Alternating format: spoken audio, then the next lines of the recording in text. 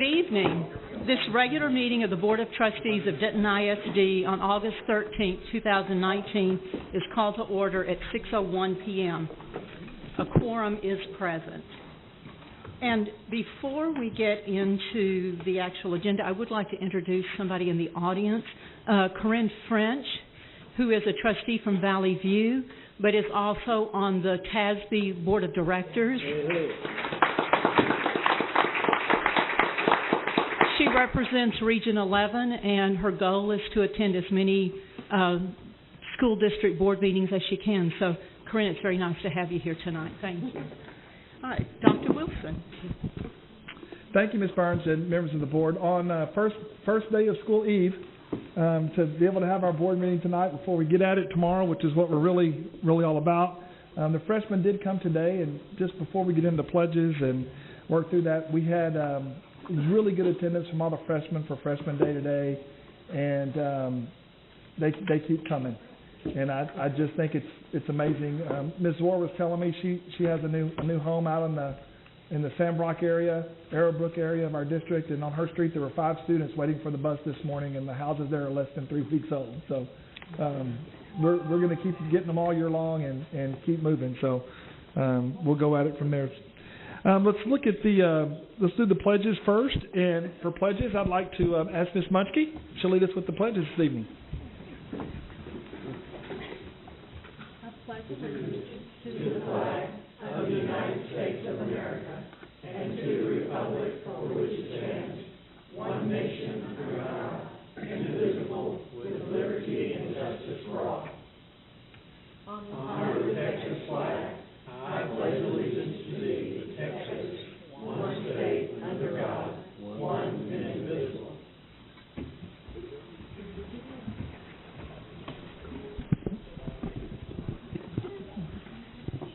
Now for the overview, Dr. Wilson. Thank you, Ms. Burns. We have some recognition tonight. We have some national awards as well as some statewide awards from some of our representatives from Geyer. We will workshop our Child Development Center and give you an update about what's going on at Galleon, which their team did a super job of getting information together for you, and we'll highlight some of that and then get into the conference. We have our Lone Star TIA update and then our accountability update.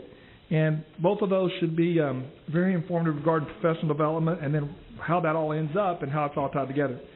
You also have under report, Fine Arts Annual Report, your Athletics Annual Report, items for consent, and then under new business, you'll see the approval update 113, local policies, the first reading.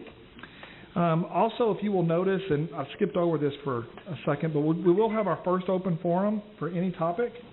Our second open forum is for items for consideration on tonight's agenda. We've been doing that for quite some time, even though that law didn't go into place until September the 1st. Just drawing that to your attention. Then we'll have the third open forum for those that we didn't have time to in the first one. And then we'll move under closed under 551-071, 072, and 074 for coming back and reviewing calendars. And try to get it out at a decent time this evening since it is first day of school eve and we have early buses in the morning, lots of good traffic things to work through, and we'll see how that goes. I mean, I'm not trying to preempt anything. I'm just giving you a little bit of a prequel. So there you go.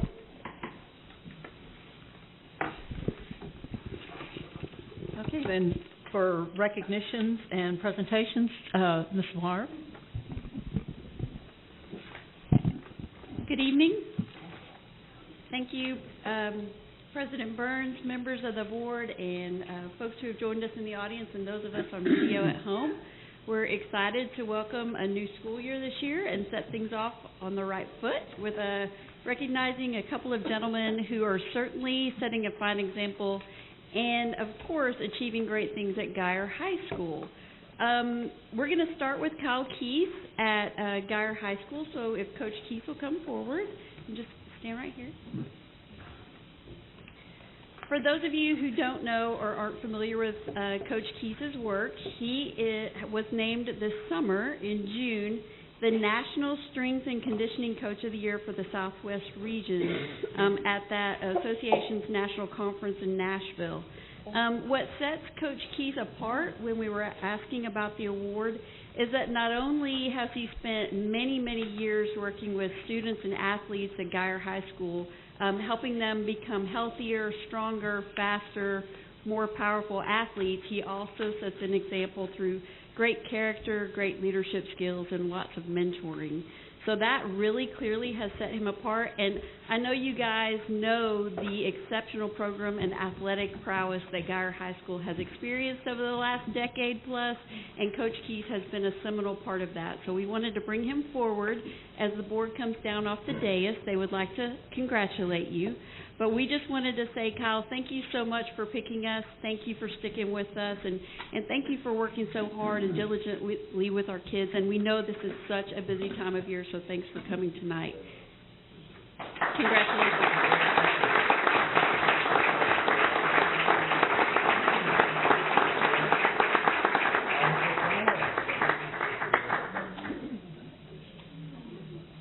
Everybody's lining up to shake Kyle's hand, of course.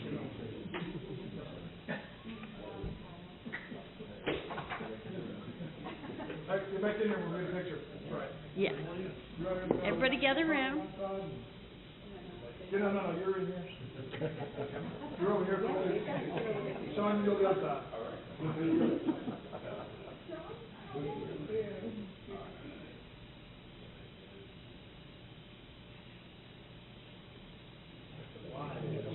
Thank you, Coach.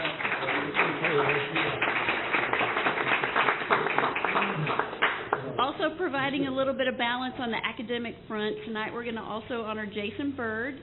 Jason, come forward. He's a counselor at Geyer High School.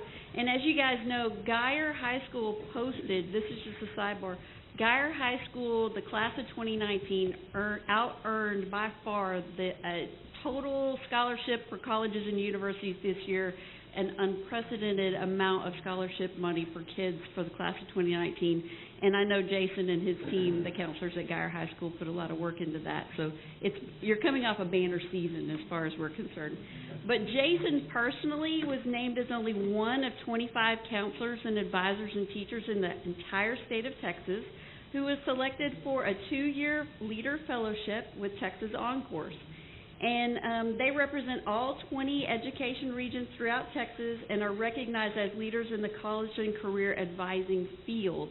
So that puts Jason amongst the cream of the crop for the 2-year fellowship, and he's going to just continue to learn and grow and bring all of that knowledge and experience back to the kids at Geyer who are already doing amazing things. So we wanted to say thank you for sticking with us and coming and helping the kids at Geyer High School. We are so proud of you for all your efforts with our kids. So congratulations, Jason.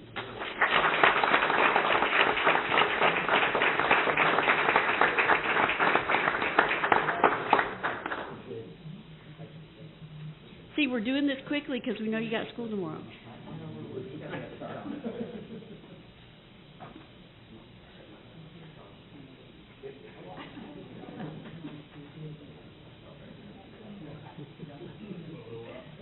Yeah.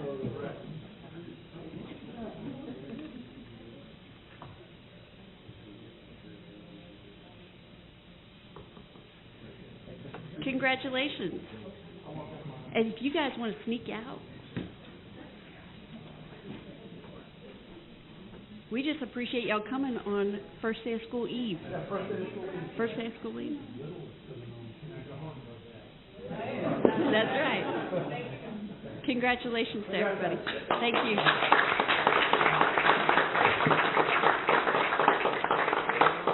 And President Burns, that concludes the recognitions for tonight. Thank you. Thank you.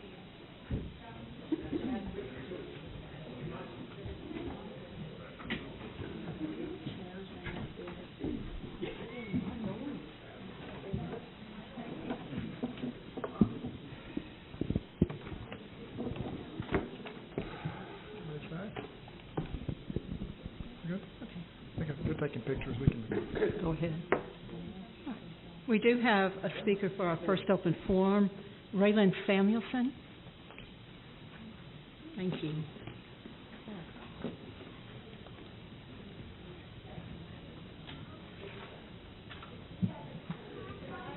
President Burns, and school board members.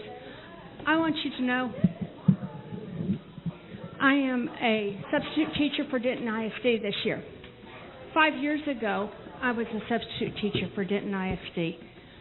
And I want to tell you, this is sort of for your information only, substitutes may be an endangered species. Because 5 years ago, when I substituted for Denton Independent School District, and I loved it, I got paid $90 a day. I am a certified teacher. Now, when I start tomorrow, I will get paid $90 a day. You have not given your substitutes any raises in the last 5 years.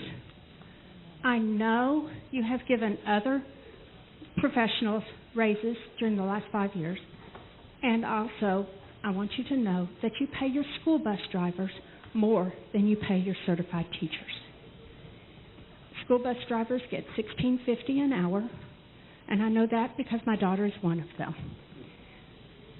I don't necessarily expect you to change overnight, but I want you to be aware. It's hard to get substitute teachers. They tell me all the time they're looking for qualified teachers. I have 25 years teaching experience, and I wanted you to be aware that substitutes are important, and it's important that you pay them a wage that is commensurate with what they're doing. Because life gets in the way for your teachers, and I know that. Thank you. Thank you, Ms. Samuelson. And that leads us into our workshop items, Dr. Wilson. Thank you, Ms. Burns. This first one, as we get ready to give you the update, I think it's only appropriate, since we have the namesake of the Gallion Center in our audience tonight, that we recognize Ms. Virginia Gallion. So, Ms. Gallion, if you'll stand up. Glad you're here. So, you know, she thinks she can just sneak in and be a part of these things and we won't notice, but we notice when she comes in, so we're glad you're here, Virginia. You and his team, as he makes his way up, have put together quite a report for you so you can get an update of what's going on with that. And he and I have talked a little bit about his presentation tonight, and there are a lot of things in there that he may go over with very quickly, so if you have questions about it, just stop him. But we really want to make sure we hit the highlights of his presentation, and you can read through some of that, but also that he gets to the conference piece towards the end. So that being said, I think that's what we talked about here anyway. So yes, sir. We'll go at it from there. And, all right. And thank you all for inviting me to participate today. I always enjoy the opportunity to come and share what we're doing at Gallion. Virginia Gallion, I'm so glad that you're here this evening. It is such an honor to be able to work in Denton ISD and to represent such a wonderful person and a champion for young children. I am honored to do that. Our theme last year was passionately encouraging acceptance and compassion every day. The concept was using my strong beliefs and feelings, using my strong beliefs, I should give support of confidence to others, accepting them for who they are, showing sympathy and concern for their well-being every day. So the concept was peace. That was our theme last year. And then so last year, some of the things we did, our former assistant coordinator resigned effective the beginning of September, Miss Canada, who will get up and speak to you in a minute, and she's petrified about that, so give her a break. She began with us in October. So for those 2 months, I opened, I closed, I worked through lunch, and didn't have a break during that time because of the way that I feel like our program should go. I didn't want there to be any void or absence. The VGCDC team all stepped up to support the program. 3 standouts, 2 of which are here tonight, is Miss Heather, if you will, and Miss Karen, and then also Haley. They were instrumental in me maintaining sanity during that time. They were a huge help, and I really appreciate them more than can ever be expressed. Our program expenses last year, $461,000 and change, and then our income was $500,000. Some years we need some money from the general fund. This year we were able to contribute to the general fund. It's just kind of a give and take. We also held our family feast. We generally have that over at Ann Wendell. Our facility is too small to hold that. And so we talked with Hellman, and she allows us to use their activity center. And our PTA comes in, and generally they purchase the food, and our families come in and sit down at long tables, and it's family style, and we just eat and have fun with each other. We graduated 15 children from our pre-K class. One of them, they moved to Houston area, and they're doing pre-K again. They're just really young. And that is our pre-K class there. Every year we hold an annual food drive benefiting the Vision Food Ministries. I neglected to count what our total number was, but we give it to Vision because it is a former parent of ours that runs that program, and so we have that relationship, so we continue to do that. We always do that between Thanksgiving and Christmas because he explains that their coverage runs bare right after Thanksgiving, and so there's nothing for Christmas, and so that's when we do our drive. We did our annual pumpkin patch. PTA, they're the ones that gets the pumpkins for us. We set up our big room with pumpkins, and every child gets to have a pumpkin. If you'll look, the child in the top right corner, that's Henry. Is he still in here? Oh, okay. We took and sold bluebonnet pictures benefiting the PTA. So here's some of the pictures. A couple of years back, we had a grant from Keep Denton Beautiful, and we purchased bluebonnet seeds. We sowed them out behind our back fence that's still part of our property, and fenced them off, and we were able to take some pictures. Miss Karen is the one that took those pictures for us, and I think she did a marvelous job. Just incredible. This year we had a chili cook-off. We've never done that before, and it was just, hey, let's do that. And it went resoundingly well. Just the parents participated, the staff participated, and so we ended up, let's do more. So we did a cookie one. Dr. Wilson came, he was one of our judges. Dr. Valenta came, he was a judge for us. And that was really exciting to have them in our program, but then also to just do that as a way to connect with our families and everyone. We auctioned cookies off, and that money went to go support the PTA. Then we did the same thing in February time frame, and we did it with baked goods for Valentine's Day. We also participated in the UNT Homecoming Parade. The PTA helped us with that. Last year, our Room 6 pre-K classroom, they adopted a rabbit, and so that's one of our new staff members. Our theme this year, if you will look at the vision chart on the side, you'll notice that it actually spells something out. Become something extraordinary. Our theme this year is 2020 Vision. So there's the best way I can think of it is like color forms when I was a kid, and so we always decorate the bear there. And so the theme stands for this year, valuing individuals' successes, ideas, originality, and needs. Personnel, we have 6 classrooms. We offer child care for children between the ages of 6 weeks all the way up through 5 years during the academic year. We have lead caregivers. They're on the auxiliary pay grade 3. 2 of those individuals have been with us in excess of 5 years. Again, that would be Heather and Karen. We have assistant caregivers, auxiliary pay grade 2. In the rooms which require a smaller ratio, such as the infant room and toddler rooms, we also have the aide, which is pay grade 2 as well. The administration staff includes myself and Ms. Canada. I'm pay grade 2 in admin, and she's pay grade 1 in admin. Staff qualifications, we still need to fill 2 full-time positions, so we're subbing in as we are right now. On our team, we have 3 individuals with bachelor's degrees, 4 working toward a bachelor's, 4 with associates, and 5 with CDAs. 4 of those individuals that have the Child Development Associate earned them in our program with us. We'll talk more about that in a second, but that's significant. Staffing experience, our leads have more than 66 years of combined experience working with young children. Our assistants have 19 combined years. Our aides have 1 year. The individual that's pictured there, she is actually someone that, again, I'll talk about this more in a minute. She was a high school student at Ryan High School last year.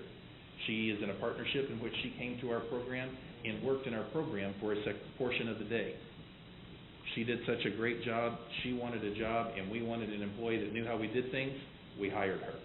She is now our employee and will be going to college this year.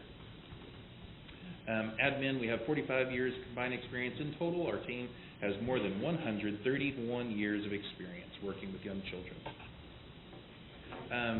This year, we look forward to entering into a pilot program with Clover Kids. It's part of 4-H. We've also supporting the Early Childhood Conference, doing the conference again. Again, we'll talk more about that.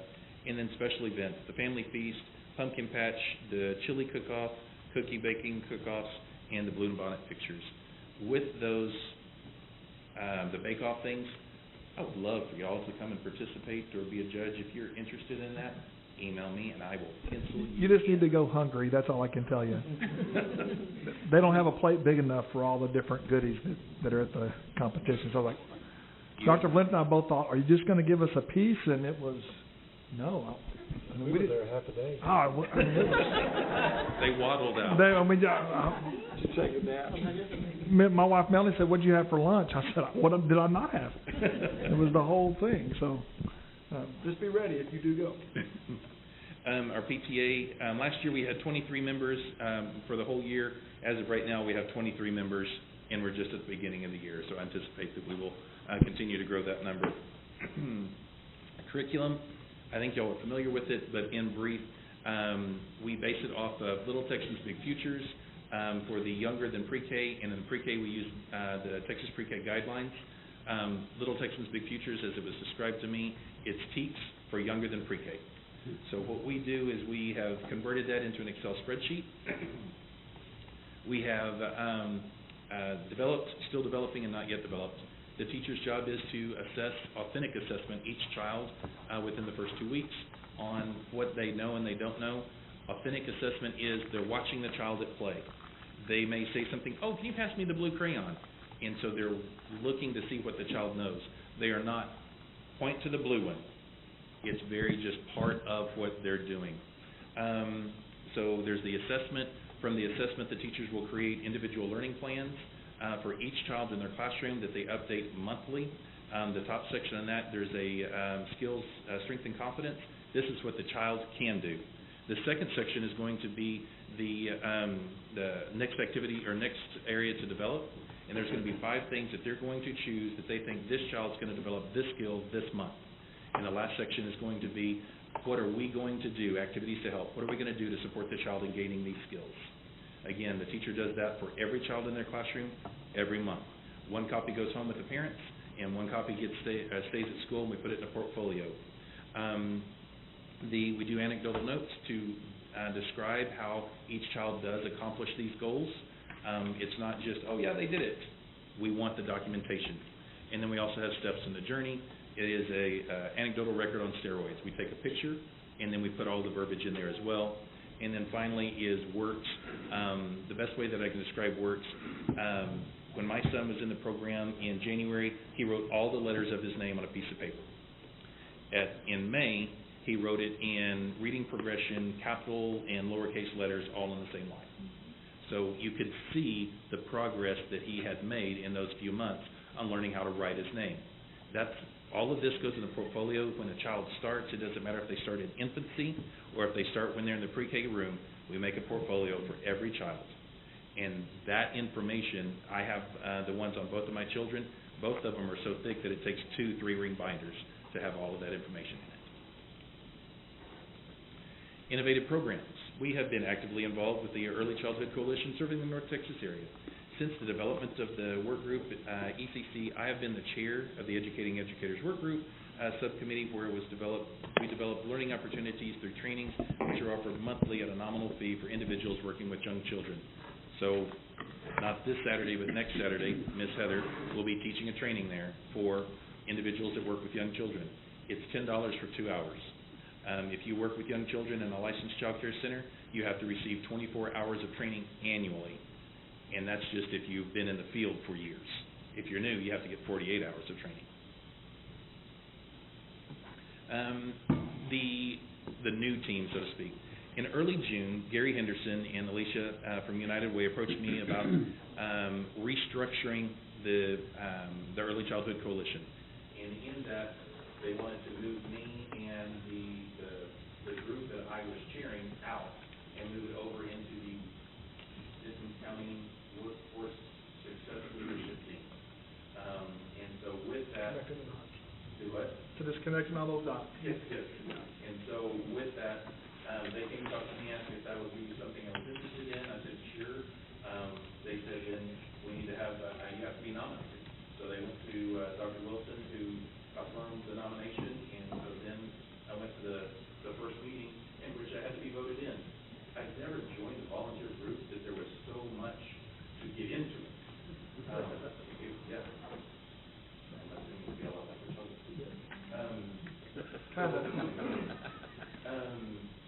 I'm really excited to be part of that and to represent myself, because I always have to represent me. But I'm also representing Virginia Galleon Child Development Center, and I'm representing Denton ISD. And it's exciting to be able to represent those entities when I am able to go to these meetings and be able to speak up for young children. Leaving a Legacy Early Childhood Conference. For more than 7 years, I've been advocating for an early childhood conference here in Denton. The concept is, here in Denton or North, you have to go to Dallas, Fort Worth, or Arlington to go to a quality conference. That's a long way, especially if you are making the money that early child care providers make. And so I wanted to do something that was closer to home, and I wanted it to be quality. And so I've been advocating for this and working for this. That's why in the coalition we started doing the trainings on once a week, or once a month. That was our first step in moving in this direction. July 27th, this dream became a reality. And I am so excited. It's hard to put into words. The concept is, again, we talk about the number of hours.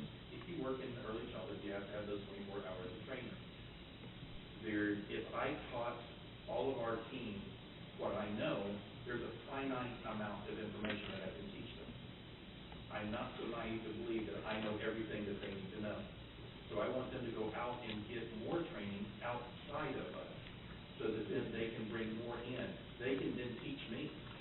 I am still learning, and they can teach. The sponsors that we had for Leaving a Legacy was United Way, CW Professional Education, the COPE, and then the School of Health with Kinesiology.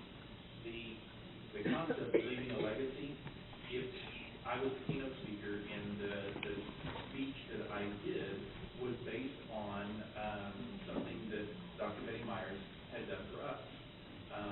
She's a family friend, and her passing was a challenge for everybody that knew her. She left a legacy. And so that was the concept behind this training or this conference is leaving a legacy. And is that not what you want to be able to do with the children that you work with? I sent emails to all licensed child care centers and family day homes in Denton County, Cook County, Wise County, every 2 weeks for 3 months preceding the conference. We had nearly 150 paperwork registrants, over 130 in attendance, and representing approximately 40 different programs. I looked the other day, there's probably there's 66 programs, licensed child care centers in the city of Denton. We're able to provide participants with copies, which the candidate just passed out to you. That's the tote that they were able to walk away with. And that was one of the things that we got donated to us through TWU. We also had door prizes, which included items from Lakeshore, Kaplan. We had 2 $25 gift cards to recycle books on the square, some soft phone blocks, board books, and 2 that are for 2 at Texas Roadhouse. So there was some really neat things that we were able to get. Canada got most of those donations for us. Thank you to the ECC Child Care Work Group. That included Angela Hellman, Alicia Gregory, Casey Crossland, who's actually here tonight too, and Charlie Brown. They were all instrumental in helping put this together. Dr. Luby and Dr. Huey at CWU, those were our points of contact there. Alicia at United Way, and then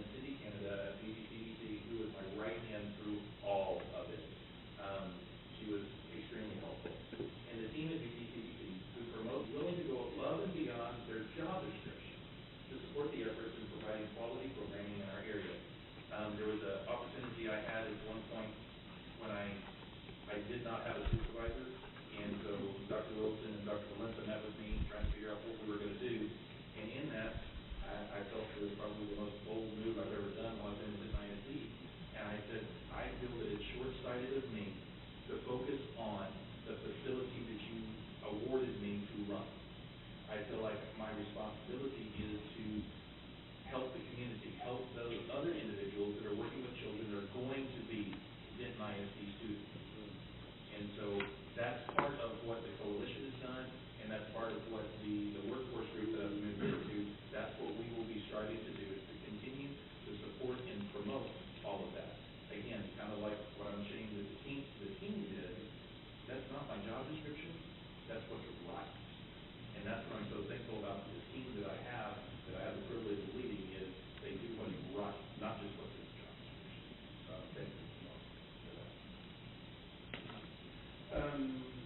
Information, you can kind of see the graph, and you'll have another handout that has so much more information in it. But the 43% of participants said that it exceeded expectations. 29 were above expectations. You'll see that no one indicated that it was below expectations. So that was exciting. The comments I got were great information presented, affordable for the whole staff, and we'll come back in 2020, which indicated that we need to be sure to do this in 2020. One of the best trainings I've ever attended. All presenters kept everyone engaged, exceptionally well run and informative conferences, affordable, great speakers. Everything was great. Had so much fun. Those were obviously cherry picked, but that is resoundingly what they said throughout the conference. Again, I believe I sent you all the information so you can read through everyone's comments. I did not hide anything or hold it back.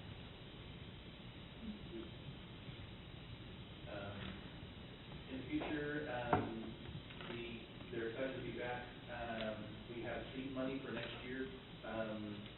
It is well over $1,000 that we still have that we can use for trying to develop this conference for next year. The reason that is exciting to me is we don't have to go United Way and say, we need money for this facility.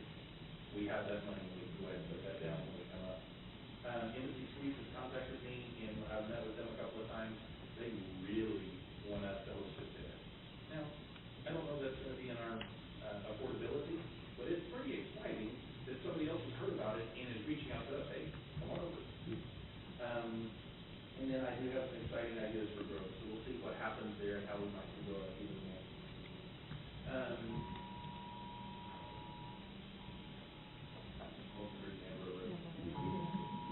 Everybody's just going off. Let's see here.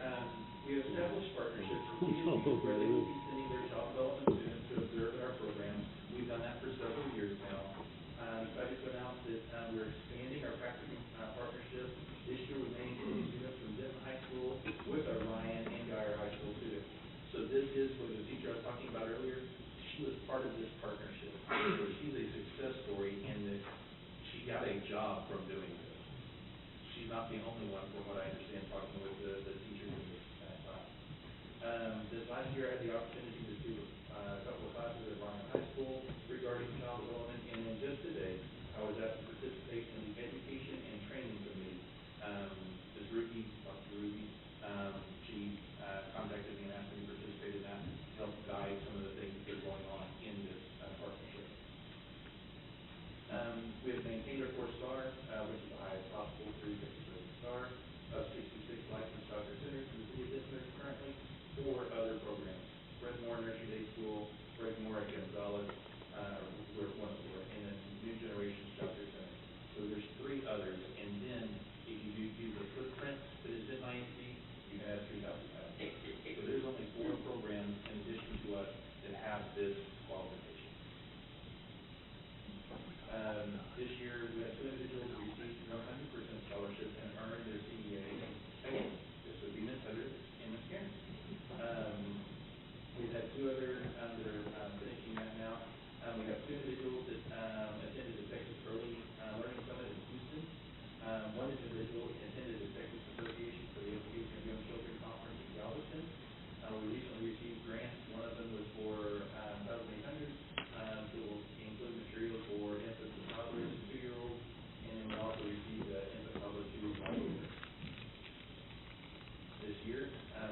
Wilson, thank you so much for taking the time to come and present me with my tenure pin. You can tell me my movie right. I am super excited. It really was. It was very thrilling. You had a protector. Apparently quite persistent. Yeah, it worked out great. This year we also got to celebrate our senior program. Virginia Valley was able to attend, and that was over. Staff development, President Star Trainers require 30 hours of training. Between the 22nd and 30th, we conducted in-house staff development training. Our returnees, they received 18 hours, and our new staff received more than 22, in addition to the 5.5 hours we got at the conference. And then we're developing a training plan for each teacher. The ratios, we'll look at that. And then tuition enrollment. Right now, we're about 5 people away from being fully enrolled in our program. And then one of the years you asked for me to have individuals come and share their testimony. So this year I asked folks in Canada, and Dixie in Canada, she has 15 years of experience, including classroom caregiver, a trainer, an assistant, a director, and she began with us at the end of October. So with that, Canada, do you come up here?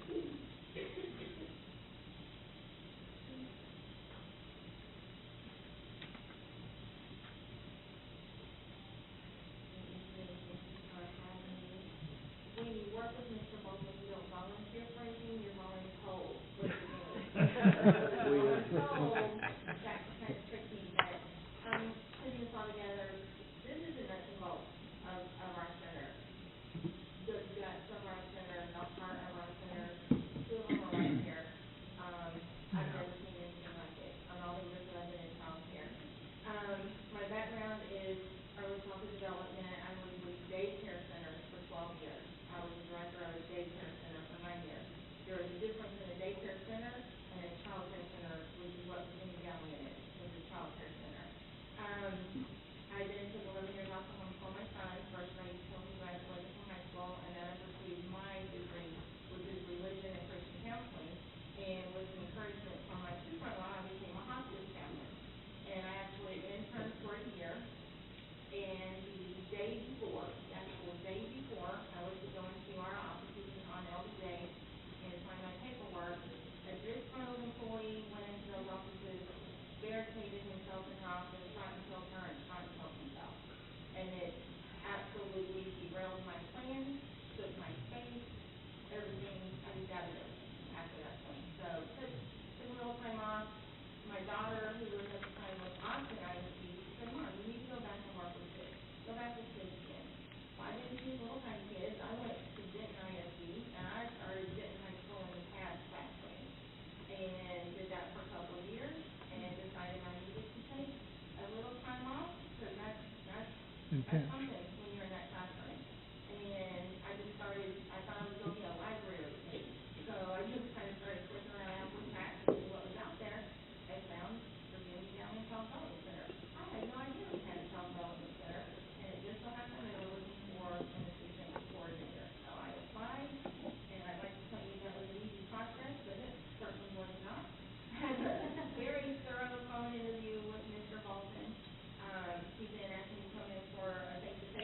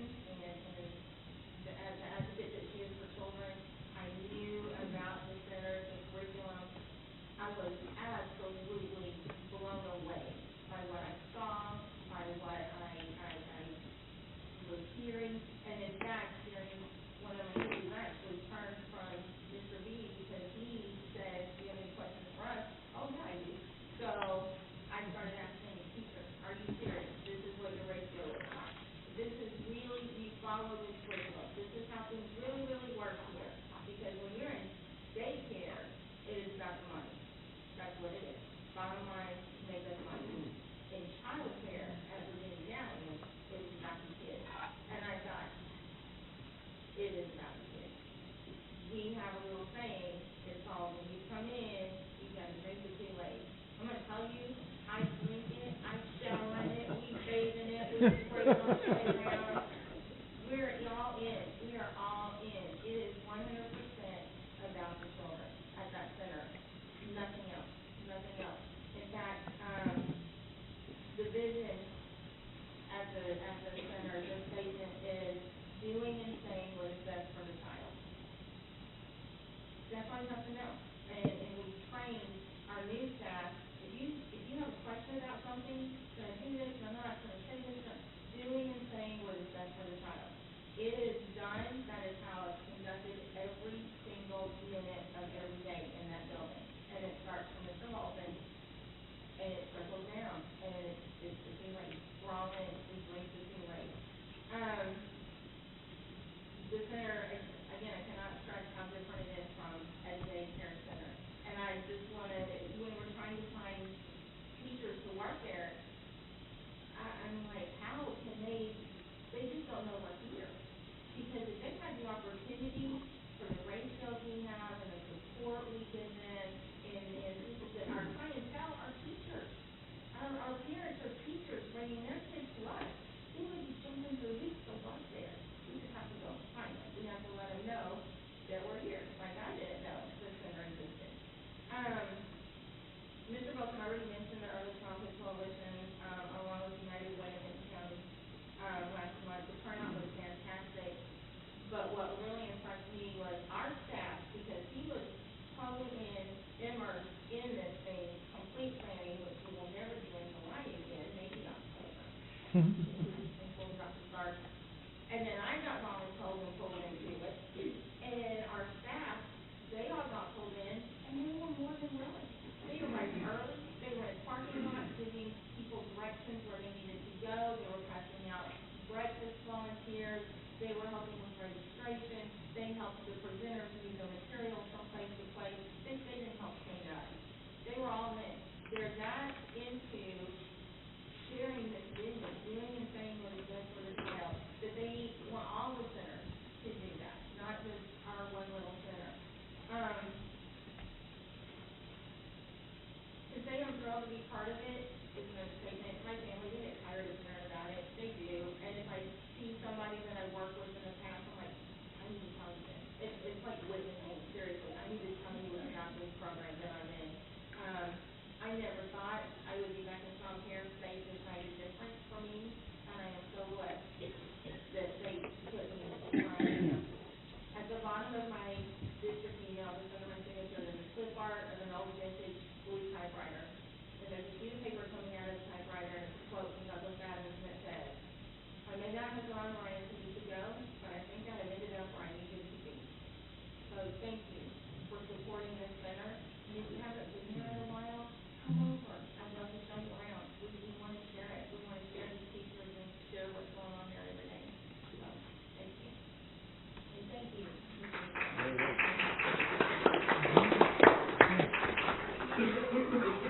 She's a parent of both.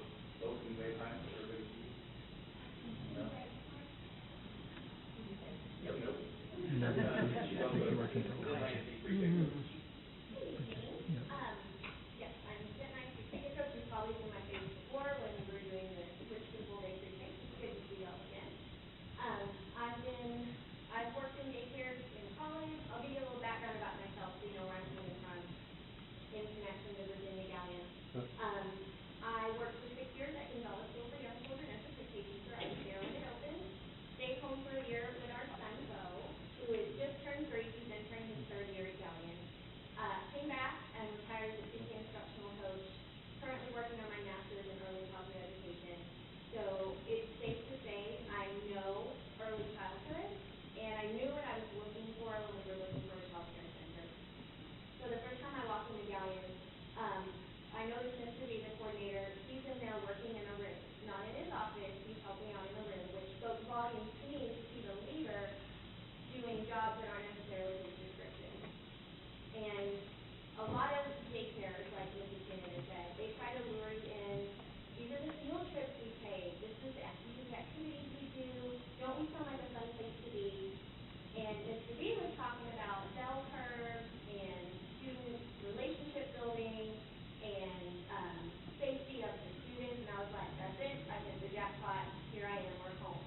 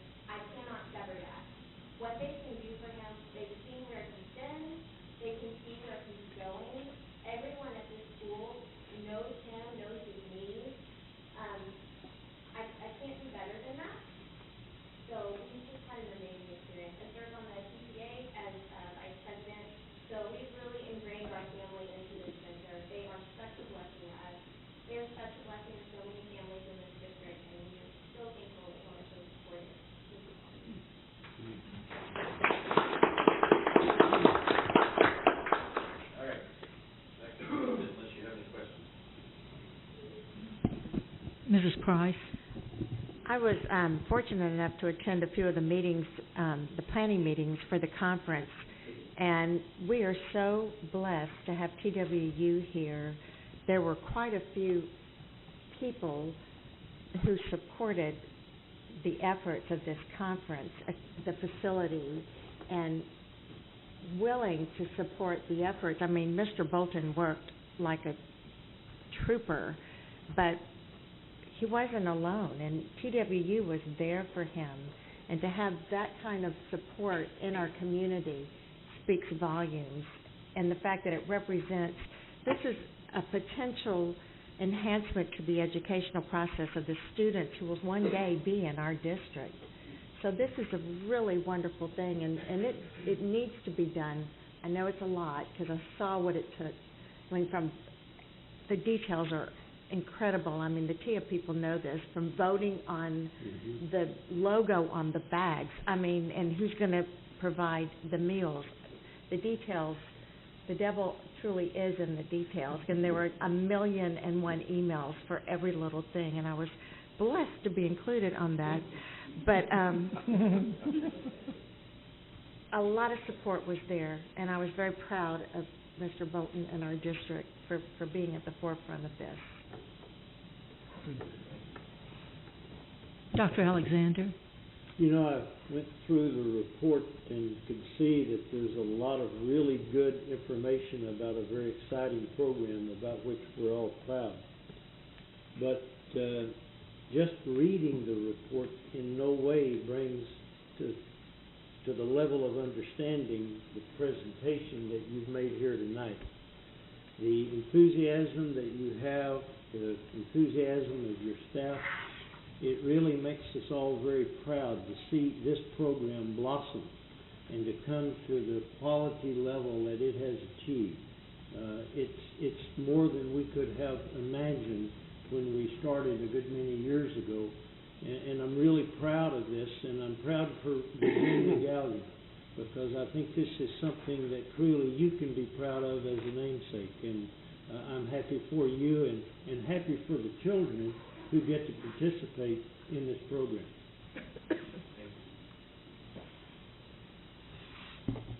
Any other, Mr. Stafford? Do y'all have a date for next year? Do you have a date for next year for the? I was told not July, or we may have to plan a funeral in the meantime. Beyond that, we're looking, but no, the concern is the conference center, they want us to do it there, so they're trying to help us figure out how to make it less expensive, but it's still, I'm concerned it's going to be outside of our ability, and so I don't know what we'll do, but my guess is we'll probably end up back at CW after looking at some of the budget stuff for what it would cost to be able to complete. But we will be, we haven't yet had a follow-up meeting after the conference. We've had pretty good success with homegrown conferences, getting bigger and better and better. I'd love to see this happen in your area as well. Mr. Chadwick? There's a lot to the chemistry in your team, the people that you've got, and the support of parents and involvement and all that. The only downside of this is that you just don't have any place to grow in that facility. Correct. Have you had conversations with Dr. Wilson or anybody else about the possibility of reaching out somehow with the concept and some of the successes you're having at the Gallion Center in another location in our campus somewhere? We've touched upon it, but we have not had a hashing it out with you. Or the space. Well, exactly. There's been a couple of times that, well, we might could, and about the same time we said that, no, that space just got used. Yeah. Well, we may need to build something like that.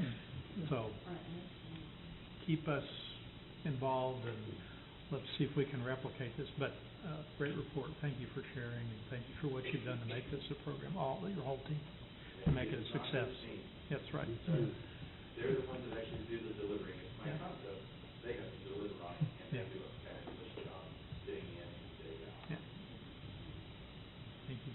Anyone else?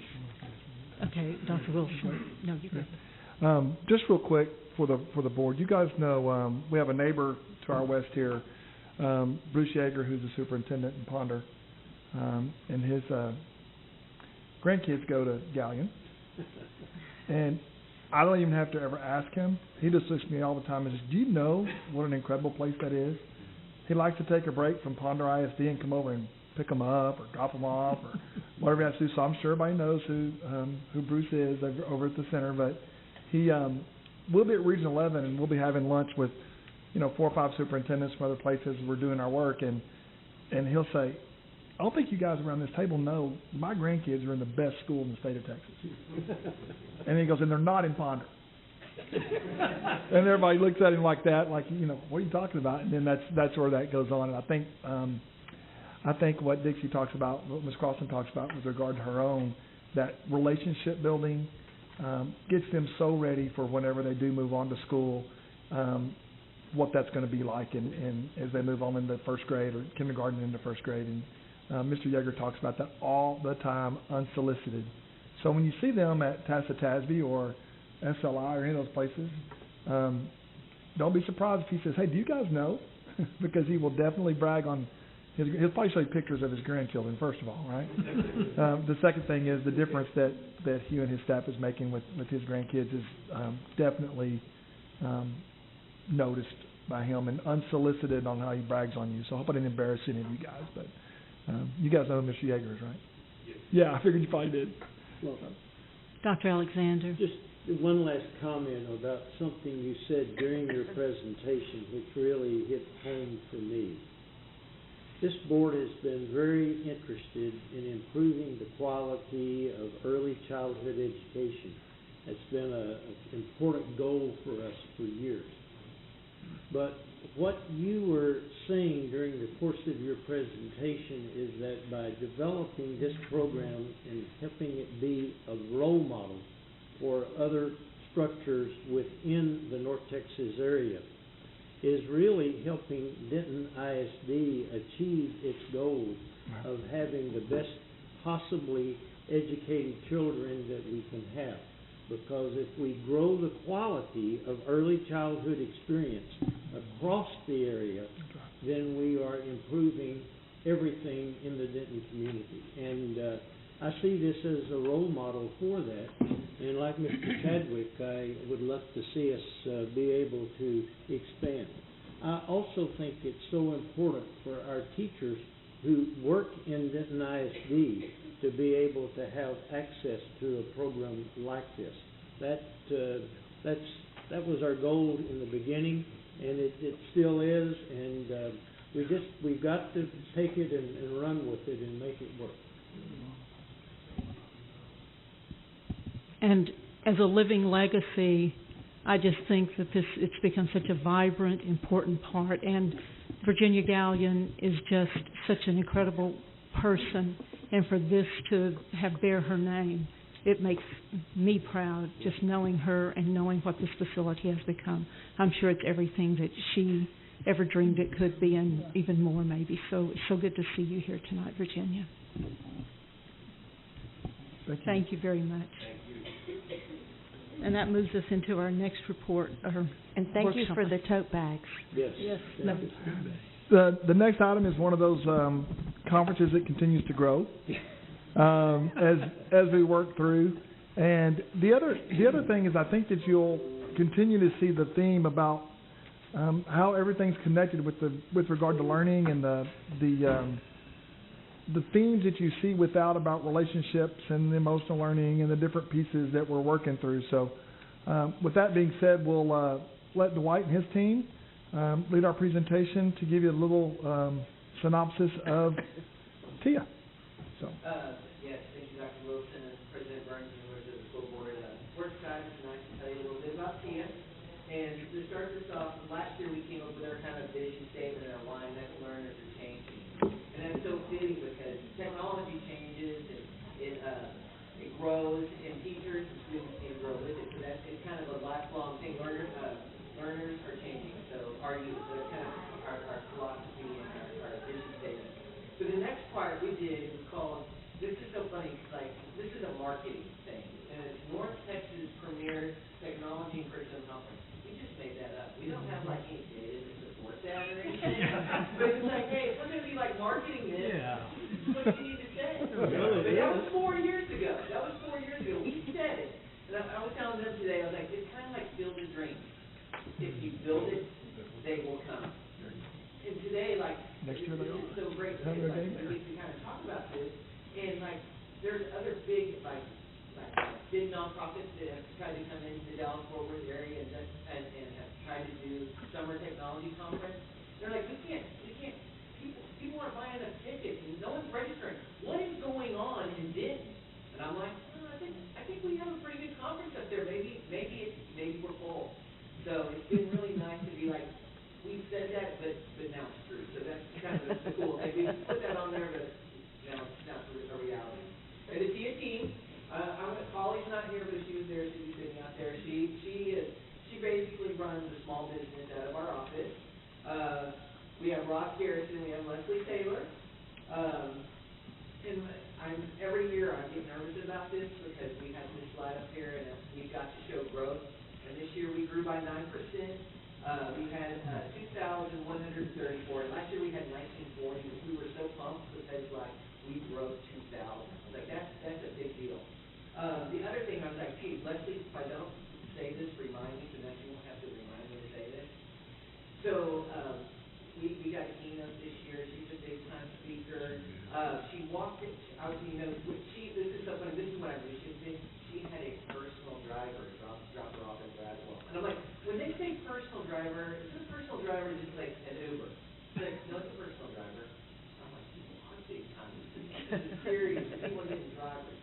So I'm walking her through Bradwell High School. I remember we walked into the gym. And she's like, I know you can kind of, in your mind, you think about, okay, I'm speaking in a high school, I'm speaking to teachers, I'm in the gym. So this is what she's thinking. She's thinking this is a normal gym. And we turned the corner in Bradwell, and the lights were going on, and the screens were going on, and she said this. She looked up and was like, oh, wow. And I'm like, it made me feel good because I'm like, she speaks around the world, and she says, oh, wow, well, we got those. So that made us feel really, really good. But what makes TIA special is not just the attendees, but everyone who puts it on. And the presenters, and so mapped around there, you can see all the people that make this happen. There's people from in-district, our superintendents up there. We have people from out of district. So there's a lot of people that make this possible. And most of them are, not almost most of them, all of them are volunteers. They do all this out of the goodness and kindness of their heart. The second part is the TIA part. We're going to have a conference, we're going to have hashtags. So if you can click on that link, and you can see all the tweets that are going out. But when when we're reviewing this, someone tweeted out yesterday, excited about using all the things I learned at TIACon this year in my classroom. So that happened 38 days ago. So I'm just like, it's still making a difference. And you see that, and it's like, this is why we do it. We don't do it for July, we do it for August. So we were totally pumped about that. The photos, Will Milne took photos this year, and he has a drone. And so he got some great pictures of the food truck outside the ATC, and he circled it, programmed it to fly through. It was awesome. It was so awesome. Like if you've ever been at an IMAX movie, it gives you that kind of almost makes you dizzy feeling. So they're incredible photos. So feel free to click on that link later on. And then I'm going to turn it over to Leslie. All right, we're going to talk about some numbers here. So a lot of we broke the 2,000 mark, so we did just over 2,100. 1,700 of those were from Denton ISD, and the remainder were from out of district, which we also grew. In 2014, we had 56 out of district, other districts participate, and in this year, 2019, we had 85. We really associate the growth in our attendance from out of district to our more advertising and the affordability. This is for the teachers to come, because a lot of people don't get to go to conferences because it's so outrageously expensive. Ours is cheap, and a lot of the teachers pay well. At the district campaign,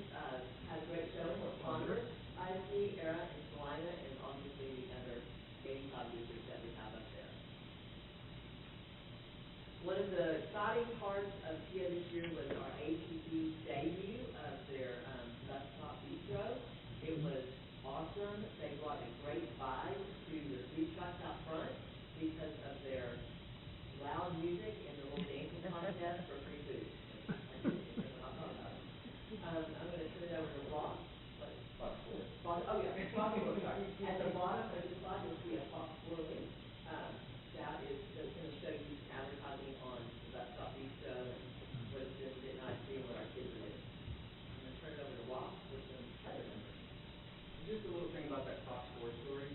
I did not realize that we even had a news crew out there until the next morning when I was going through my news app. I did. I was here yesterday. Yeah, I didn't be there today. Oh, there's no news out there. So that was really cool. Apparently people know about the conference. So in years past, we do sceds. This year was no different. We really like this platform to do our scheduling and put our sessions together, mainly because it gives attendees a really consistent place to find the sessions that they need and to not have to worry about rifling through a paper schedule. What we really like on the back end of the conference after it's over is that we can do a report that gives us all of our most popular sessions. So that includes the sessions that are attended the most, and it also gives us data about feedback from attendees to those sessions. So we see what's popular, and then we see if that popularity actually delivers based on the reviews from the specific attendees that were there for the session. One thing that we continued that we started last year was the paraprofessional strand. We discussed this last year that a lot of times paraprofessionals are left out of professional development or left out of learning opportunities, and that's really not fair to them because those are the same people that are in the trenches with our students on a daily basis. So we made it a priority last year to work in some really solid sessions for our paraprofessionals. This year we were even more deliberate about that. We gave them an entire room. We said, y'all know what you need to learn, and we worked with Kim Kirby about scheduling really specific sessions that meet existing needs for our paraprofessional folks. And in the feedback we got in our survey, there was a lot of appreciation for those types of sessions. So we were very happy to continue doing that. And then we were joking when we put it in there. Steve Harvey was nice, speaker. That was pretty cool at some point. But we did send out a survey after the conference, and the first piece of feedback that we have here is really just how many times have you been to TIA? And for the most part, about half the people that we have are first-time attendees, which is normal for us. But what we'd love to see is that yellow category for they've been 3 times or more. So we have a solid existing group of people that have seen the value of TIA and they continue to choose to come back year over year, and we're really proud of that. Stephanie had a keynote presentation on Tuesday. We asked through our survey if people felt that it was relevant and engaging. As you can see, the further you get to the right, that the more people strongly agree with that statement. So we were very pleased. Right, was a very good keynote. It's all right. And not to be outdone, Chris also gave us some really good, we had some positive feedback about that. It was good. The process not working from home or something along those lines. And it's not here for free. So we're very pleased to have somebody with us to share that. And then as far as sessions go, so we like to think of the keynote as really the hook that gets everybody emotionally engaged and prepared to do the learning for the day. So the sessions are the meat and potatoes of why people come to TIA. They want to learn specific things and they want to get alongside other educators to really learn. So we're pleased to show that we have a very solid level of satisfaction with the quality of the sessions that we offer. There's always room for growth, but we believe that we're moving in the right direction there. And then we also asked the question of open-ended. I'm so glad there were sessions about it. And 2 of these answers we expected. Our district works really heavily with Nearpod, so we were not surprised that people appreciated seeing us deliver on here's this platform for student learning that we purchased and that we implement in the district. Here's also a lot of good solid professional development to support that. So many people are going to appreciate Nearpod. People love Google. You can make any session about Google and people are going to enjoy it. That's awesome. We love that. But what we were a little surprised about, we didn't realize it was going to be such a positive response for us, was the amount of sessions that ended up on the schedule that spoke specifically to supporting special ed students and special ed teachers with technology. That was a consistent theme in the feedback on the answers to this question. I'm so glad there were sessions about special education and serving our special ed students. So that's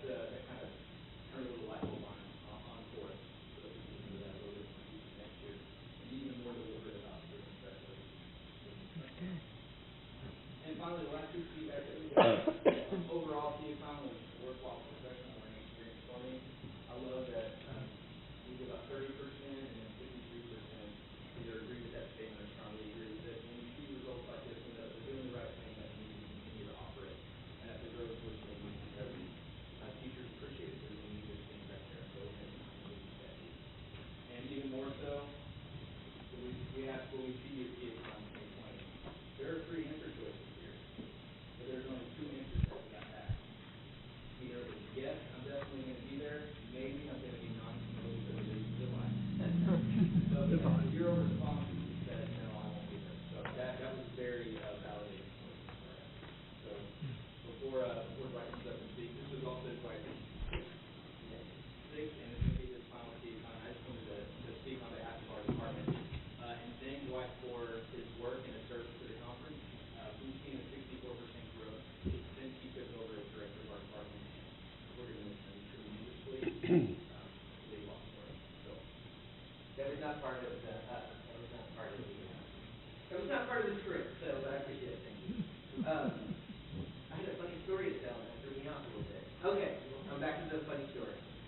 So we're always trying to improve. It's TCon 2020, and it was really interesting. So usually we have all this stuff in the instructional technology now, the new learning office, and it's mammoth. So one of the big things is we kind of put a day at, we had this year we had Mike's truck, we had my truck, we had Ross's truck, and we had Dan's truck, and we take all that stuff from the PDC and we start converting Bradwell High School into a conference center.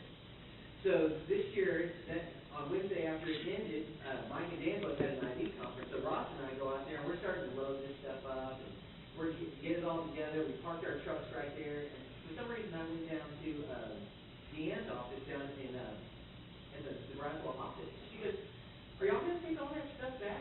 And I'm like, "Yeah, we're loading up. It's probably gonna take us probably 4 or 5 trips, but you know, we wore shorts that day. We were ready. We're like, we're gonna work hard today." She's like, "That's funny. I just usually just send a ticket to the warehouse and they'll come get it." I was like, "What'd you say?" She's like, "Well, I just write a ticket. You want me to do it for you?" I was like, "Yes." And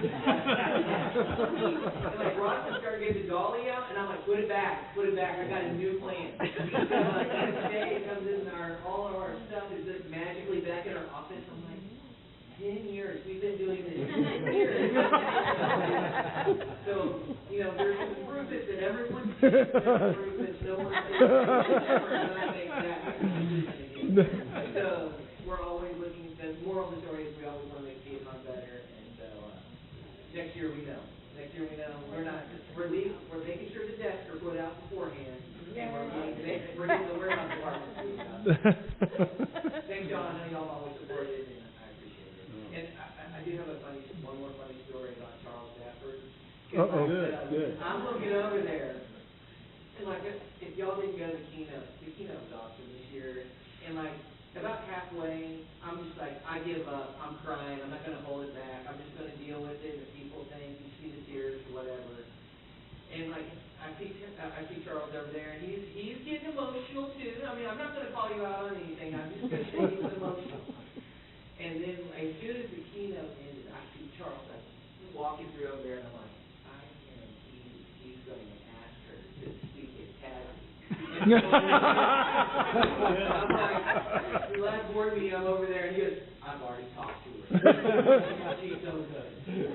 Thank you, I appreciate that.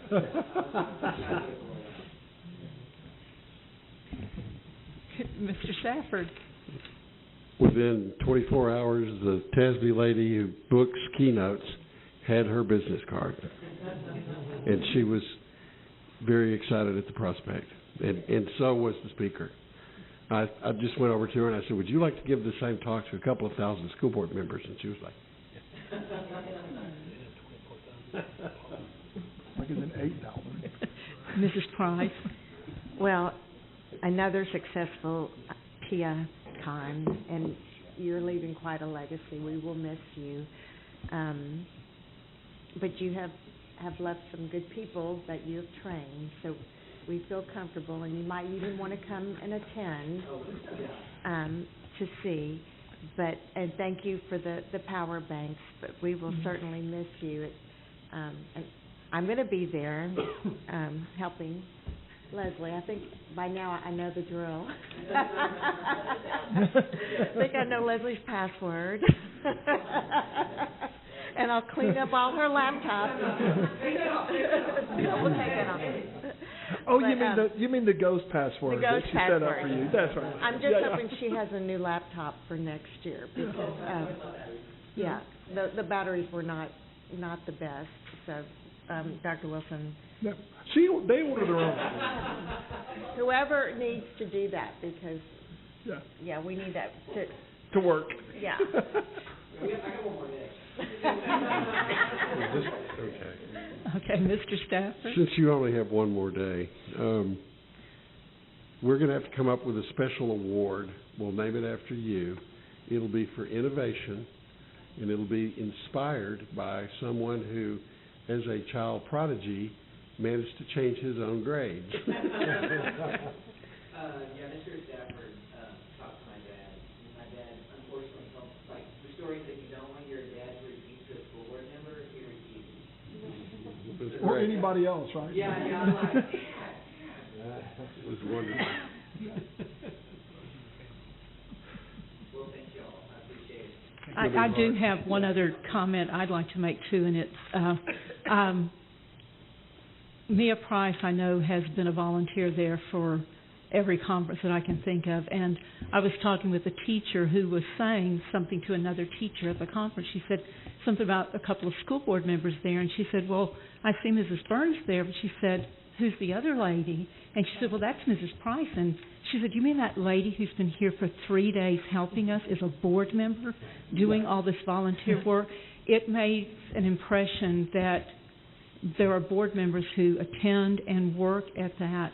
And so I just wanted Mia to know that people do appreciate your being there. And it's always a great conference, and it gets better every year. We've had great speakers. That one was, 2 were incredible. So, and you will be missed, Dwight. But thank you so much, and thank you for a great report. Dr. Alexander? I could just add, we are very, very proud of what TIA has become. And we really will miss you, Dwight. But, the other district to which you are moving will benefit greatly. And we will take note of the fact that you have moved on to that location. But we really want you to know that you are leaving a legacy. And I will personally miss the joy and the happiness that you bring to every presentation that you've ever done before this board. And we're grateful for that. Mrs. Price? I do have a comment about including the paras. I attended a Lucy Calkins workshop, and the paras were included in that at one of our elementary school campuses, which, by the way, Ms. Burns, we have to teach. You volunteered us to teach. You voluntold. You voluntold us to teach that class, so I went to try to learn how to be a teacher. I'm going to need your help. Anyway, that's true. There were we paras, did make that commitment. Yes, you did. In attendance, and those paras want to be teachers. So including them kind of sets the groundwork for them to get, and in fact, one of them who was there had already obtained her teaching certificate. She goes, I just don't think I'm quite ready yet. So she was still trying to get as much information and education as she could. So it's wonderful that you all and the rest of our district are providing educational background for those paras, because they will be, a lot of them will be in our classrooms teaching our students. Well, and I'll give credit to Kim Stevens approached me, and she's like, I wish there was more stuff for parents. When Kim talks, you better do what she says. She volunteers people all the time. I'll give credit right back to Kim on that. Yeah, that's good. All right. Dr. Wilson? Of course, I echo the statements of the board. You and I have already had our conversations about those things. And Dr. Madley, since the digital learning team is now under in your house, we may have our first out-of-district contributor to TIACon 2020 that has to be involved in some kind of the planning, either by Skype or by something, so that the work goes on. Even though you're in a different place, all it is a little 9-digit or 10-digit number that connects you just like that, and we can work through this planning. And now, since you know that we can take materials from one building to another without your truck, you can enter the heat tickets from any location, and Mr. Andrews will help you work through those things. And we might have to make that happen, Dr. Manley, as we get ready for TIACON 2020. So, and we'll see if maybe the other districts decide that they want to come and present and be a part and spread the wealth. And I told the board, and I've told everyone I've talked to, we don't want to. We want to make sure we have people that everybody wants around the state, and there are people in this room that are just like that. And the fact that you're going there means there's going to be a little bit of Denton in some other places, and so we're excited about that. If that's what you want. So there you go. Not too late, Dwight. Thank you. You can take that phone they gave you and those keys back anytime you want. That leads us to our next workshop item, Dr. Wilson. Thank you, Ms. Burns, Ms. Board. As Lynelle makes her way up, and Dr. Manley, do you want to introduce her? You can go ahead and work through that. So I know you guys have talked a little bit about this, so go from there. Yeah, this is the season that we talk about accountability. This isn't just about STAR and EOC performance, but through our accountability system, you know that we have an A through F accountability system, and last year we received that for the first time, and we have an updated version for you, and Ms. Mays is our expert that helps us analyze the processes and also the results.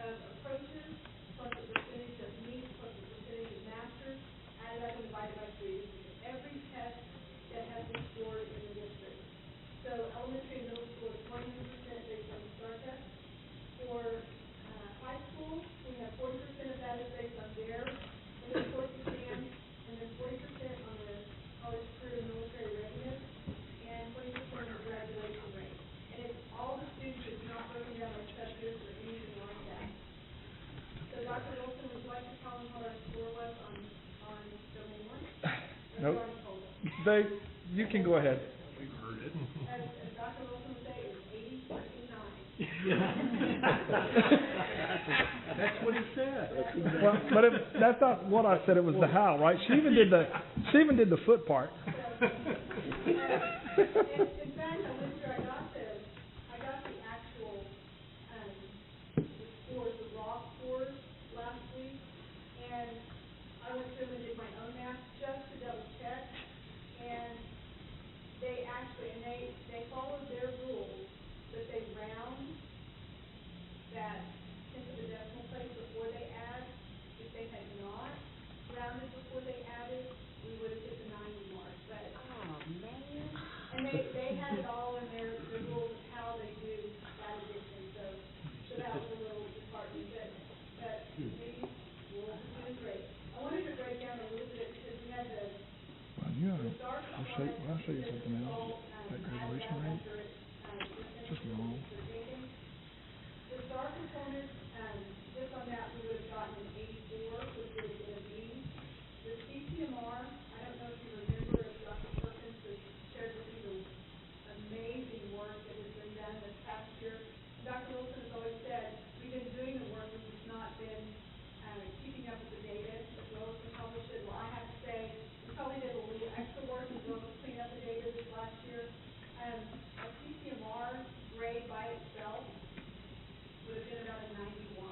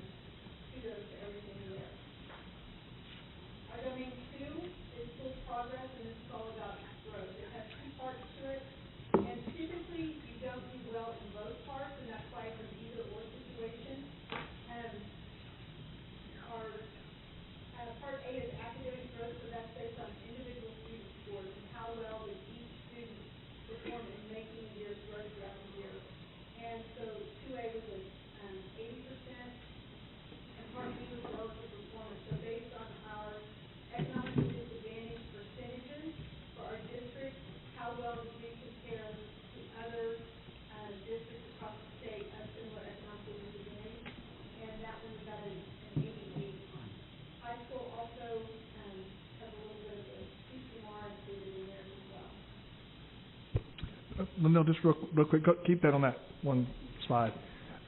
Part A that also makes that a little bit challenging that individuals don't really realize is, once you get to accelerated, when you start moving them to accelerated, or you're expected and you move them into expected, it gets really difficult for you to keep moving up a level all the way through. That's why you get the either or. So in other words, as we keep raising our own floor, right, then you keep moving, it keeps moving up, and so you will be able to see your relative performance will be the part that counts towards that domain, because you're raising your own floor each and every year with your performance. It's almost like No Child Left Behind. It's similar, except for the target moves based upon the performance of each individual child and how they progress and how many points they get based upon where they were in their academic growth. You're not going to have big growth every year. It's really a challenge when it comes to that. So it doesn't reset to an established base. That is correct. So it's based on how the kids were the previous year, so that you continue to improve and continue to get better. So if a student, for example, if a student scored a 1,000 one year, I'm just making up numbers, and they needed 40 points to show a year's growth, and they only made 39 points, or if they had scored something that was extremely high in fourth grade, where they were above, acing the test. Miss one question. Two questions. And so they're at the highest mark possible, and then the next year, if they needed to make those 40 points, they really couldn't make that much. Because they've already hit the ceiling. Yeah, it gets really difficult with all of that, so. The other part I want to draw your attention to is look at domain 2. Look at elementary and middle, what's included in that accountability rating on the slide right there. Star, 100%. Go back to the domain 1 slide. Go back to the domain 1 slide. 100% star. Right? Now, but look at the high school. The high school's 40% star, 40% college career military readiness, and 20% high school graduation rate. The high school graduation rate is also an interesting piece. When we get to domain 3, we'll talk about that in a second. But so, when we start talking about A through F is not just about the star. At elementary and middle school, that's all it's about. So you see where CCMR and graduation rates move in on the high school piece. When you go on to domain 2, you'll see the same thing. Then you see where you see star is 50%, CCMR is 50%. That's why all these courses that we take and all this data that we're collecting has to be exactly right to make sure all those pins are coded correctly with every course our kids are taking to make sure they're getting pulled into the CCMR bucket. And that's Dr. Perkins and her team are going to continue to meet this year to continually make sure they're checking and rechecking their data to make sure all that is correct. Because how do they know what we have if they pull it out of the system? It's in there. So, domain 3. Okay, domain 3 is what has been imposed upon us by the federal government, so this is the other feedback. And so there's a lot of things in this that they just pulled everything together and left it all in this one particular domain. I do want to point out the backside of this sheet that I just handed you. This is the closing the gap targets, and I don't know if I'm going to get published the same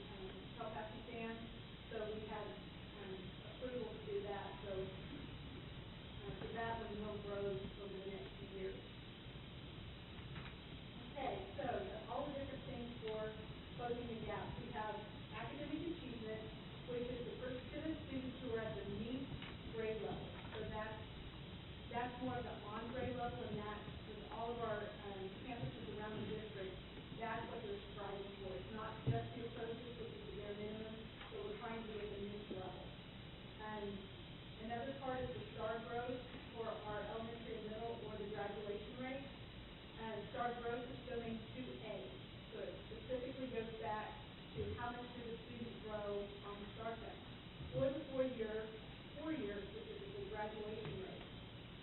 So this, Dr. Wilson heard me talk about this at summer leadership and got actively involved at the time. So what happened was we have our four-year graduation rate. The rule is, if you look at the second column bar, it says 90%. But the fine print is a minimum of 90% plus a 1/10% growth each year. And I use this example of Guyer High School. Guyer High School, and I'm not going to give the exact number, but it was something like had a graduation rate of 98.7. I mean, it was almost as high as you can go. But then the next year they had a 98.6. So they did not grow, so they did not get credit for that particular group of students. So, again, Dr. Wilson, you want to tell what you...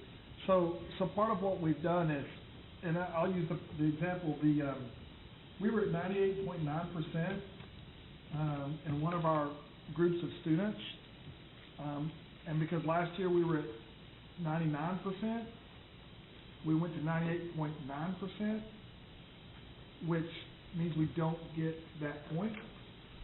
And then in another group, specifically economically disadvantaged students, we were at 96.4. Last year it was 96.5. So even though we exceeded the bar by a large amount, we don't get those points. So when I sent this to the commissioner during the session, he asked me, what are you talking about? And I told him, and Lanil and I took a snapshot of the accountability manual, and I texted that to him. And then he texted me last week and said, we just figured out what you guys are talking about. We're going to work to get it solved. So then I sent back this little snapshot to him and told him where we were with our points and our 89 and our 90s and whatnot. And I kind of said, that's a bummer, and signed my name. And then he sent back and he said it really frustrates him. And so he's really working to get it addressed and get it fixed. But it's the interesting part is, you look at all this data here, look at all those formulas that were over there. The sheer fact that Lanil and her team were able to get it to that level of scrutiny as to what that means, our folks are all over what these numbers mean, because whenever our schools don't get credit for that, and we're talking about 3 students in one group and 4 students in another out of 600 kids, I mean, how do you get points taken away for that, right? So I think it will be addressed for next year. I don't know that it will be addressed for this year. I don't know if it will be addressed by tomorrow when we get our chance to look at it. Then Thursday when it gets released publicly. So the next slide, I think, is the next slide your cumulative slide? Oh, okay, you got the next one. You got the English language. I mentioned the English language proficiency, that one is at 30%. And then the last one is the school quality student success. And again, it's either from domain 1, which is the STAR performance, where you're taking each of the subgroups and doing the same thing. Proficiency and mastery divided by 3, or the CCMR for all the 12th graders.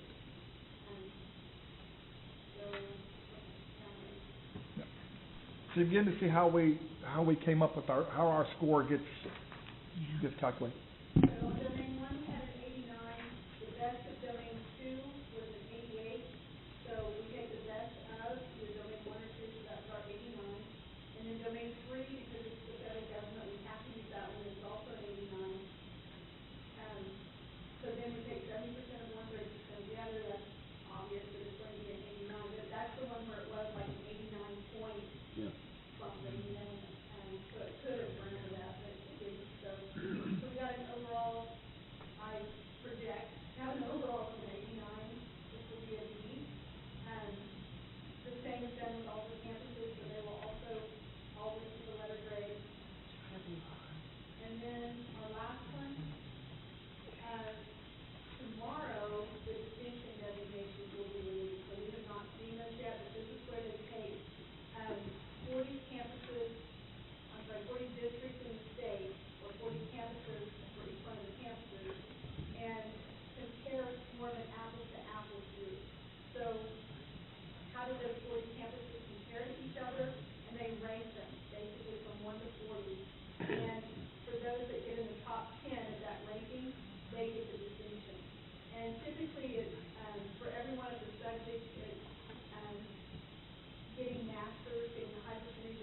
masters on the STAR test, and then getting a top 25% of the top 10 in either domain 2A or domain 3, and then post-secondary readiness. And going out on a limb here, that I'm kind of thinking Bryan High School is typically good about getting the distinctions. I think we're going to have a few more get that just because of the high number of points we got in CCMR. I think our high schools are going to be a little bit better.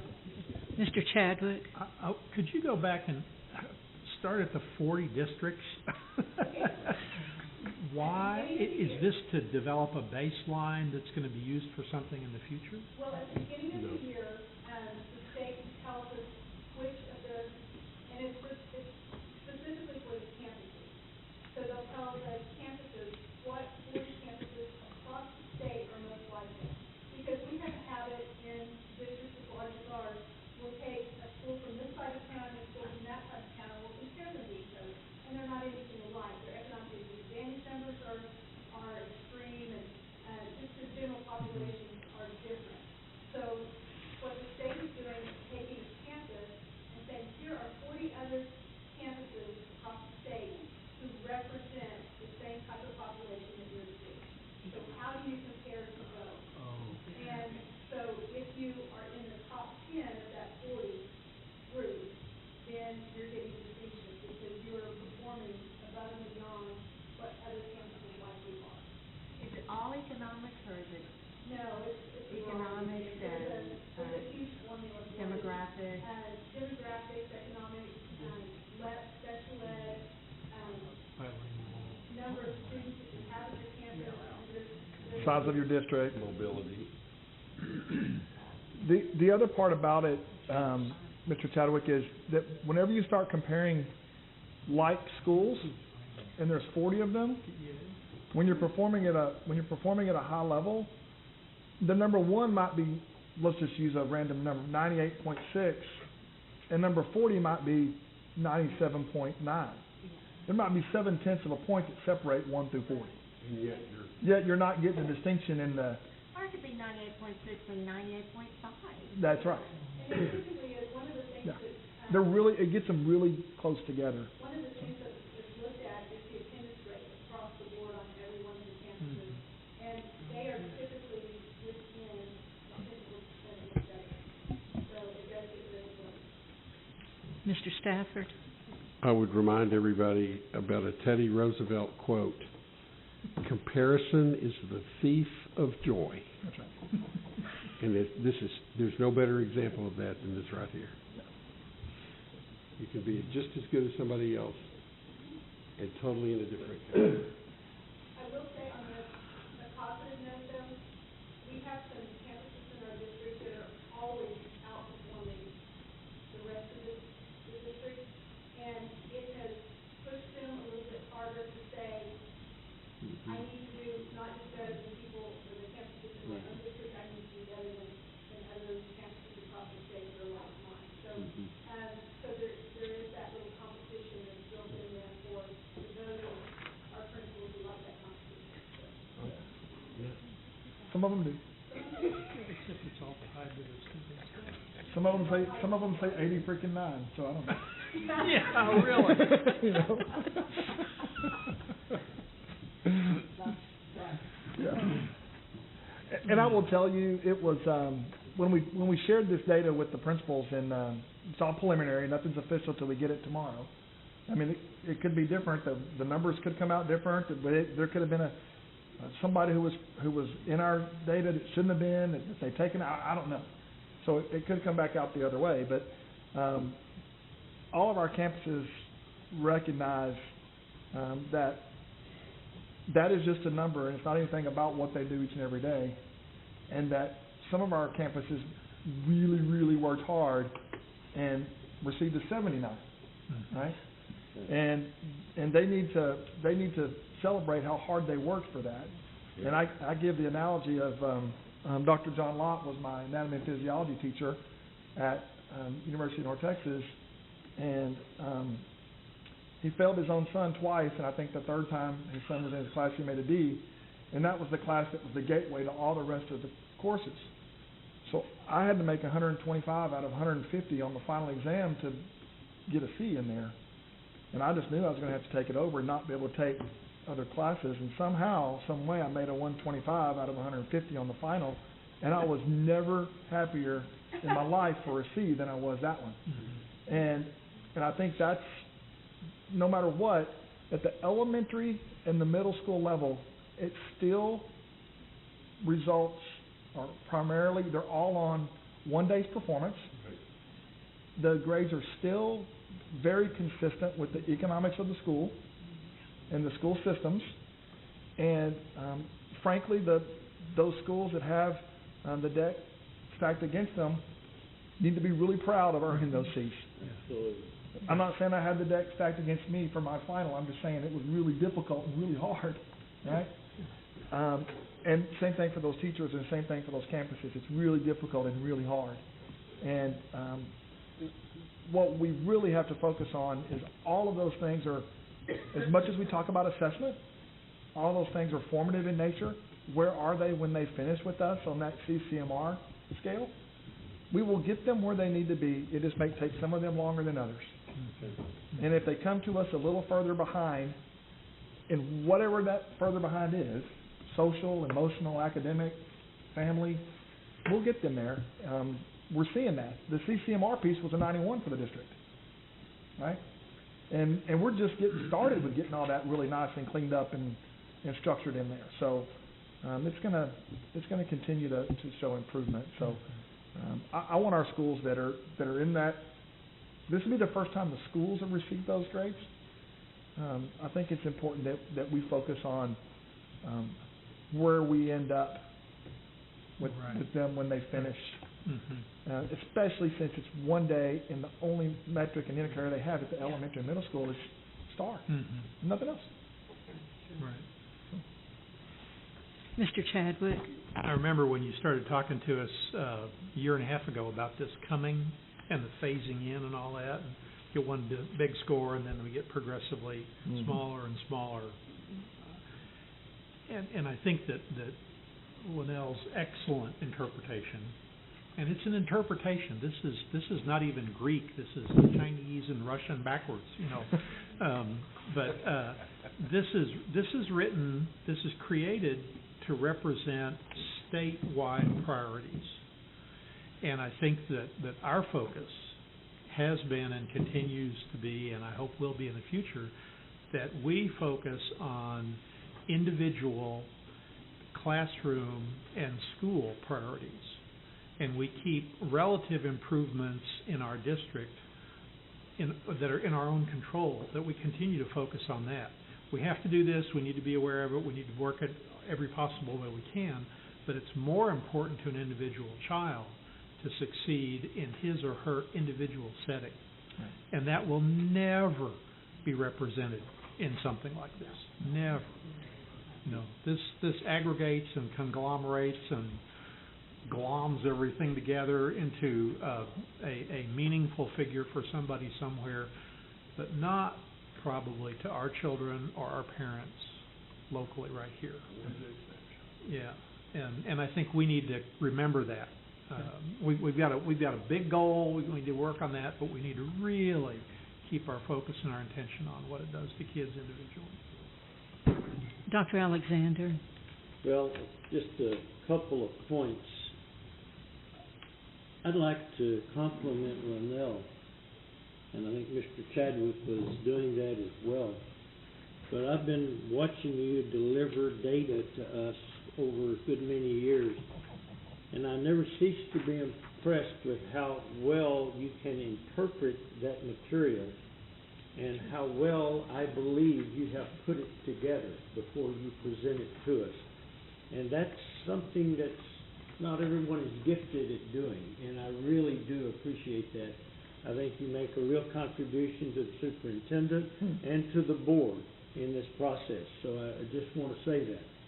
And then secondly, to pick up on the point that the superintendent was making, that sometimes a C is actually a greater achievement than making an easy A. I know that you understand that, and I know you're saying that to those principals and all of those teachers in all of those different schools across the district. But if you can, please convey to them that the board understands that as well, and that we really do care about the C's that are being made when the effort has been really noteworthy. And we're grateful for all of the effort that's being made across the district. I'd just like for all of them to know that we on the board really appreciate that fact. Mrs. Price? This weekend I was listening to the radio, and the broadcaster was interviewing Parker Palmer. I don't know if you all are familiar with him. And he was discussing how our country has become focused on assessment and results in all of our service industries, our healthcare industries, our education industry. It's more on the bottom line and assessment, and it's burning people out. It's burning out our doctors. It's burning out our teachers. What was once considered noble professions are now becoming paper pushers because they're having to assess and fill out documents after documents, and they no longer can focus on the nobility of their professions. And it really had me thinking, we're always going to have accountability. We will always have assessments because we need to be accountable. That's what we do. I get that. But we need to make sure that our teachers are recognized for who they are and the noble profession that they've chosen in their lives. And something that Mr. Bolton said, with our youngest and youngest of our students, we always have to focus on the child. And that's what our teachers are doing, and that's what we need to applaud and remember every day, because that's what they do every day in the classroom.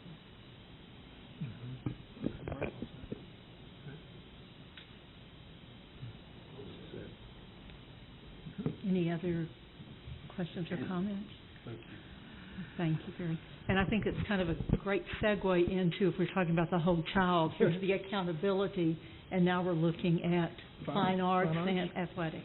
Well, and just to finish Ms. Mesa's piece, the next time you will be looking at any of this data, we'll have campus improvement plans, the first board meeting in October, and then we'll have the TAPR report whenever that comes out, sometime in December, January, December timeframe.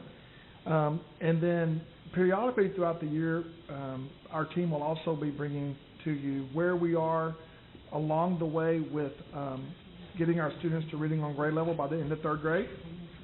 Where we are with those pieces, that'll be part of how we continue to bring that to you, so you can see that. This next piece, as Dr. DeMont Millen and Mr. Russell make their way up, fine arts and athletics can talk about these programs and all the different things that are going on forever. We've got a lot of data in there for you. I would ask Dr. DeMont Millen and for Mr. Russell to any highlights that you want to share from the report, and then any questions the trustees have to work through that. And I just can't say enough about the work this team is doing, even before they get started with their report, at connecting community resources, working on professional development, curriculum writing, raising all boats and all programs across the system, increasing participation in fine arts, right? Yeah. We can add fine arts programming, but if it just takes students away from one fine art, puts them in another, that really is not what we're trying to do. We're trying to increase it along all of it.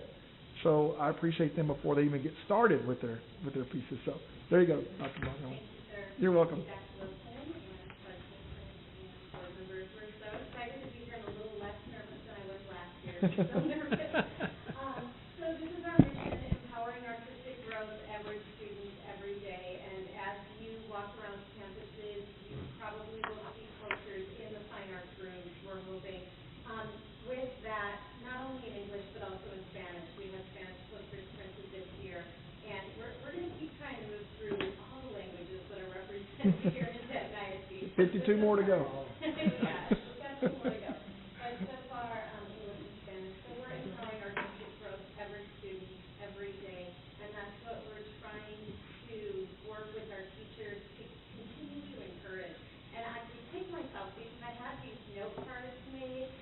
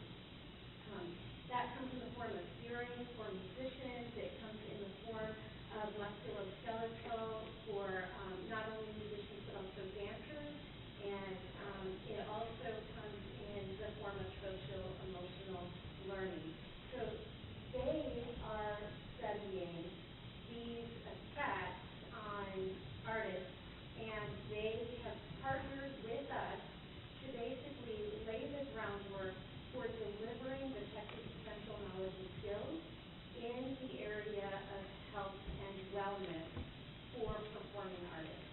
And that is something that we have found not only in Denton ISD but across the state of Texas, that those peaks aren't really addressed at the university training, in the university training program. Therefore, they're ignored because teachers often don't know how to address them in the curriculum. So we're working very closely with Dr. Chesky and his team. This is fully funded by a grant from the National Science Foundation that Dr. Chesky and his team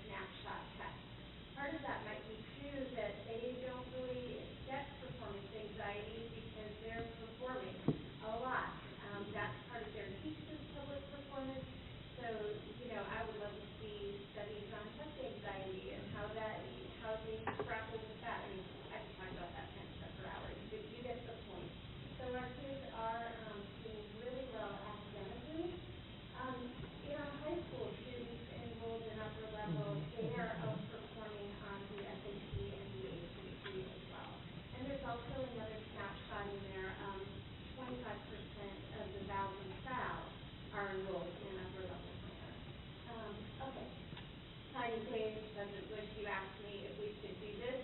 2 of our zones did engage in fine art signing days, and we're going to continue to encourage that at the zone level. So this was Blackwell and Dyer High School signing days for their fine art students who are pursuing fine arts at the university level. Mariachi is doing well in Denton ISD.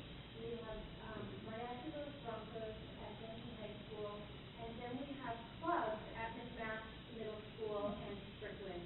We tried for 1 year to have the class at McMath Middle School, but it became very difficult for the management of numbers to maintain that class.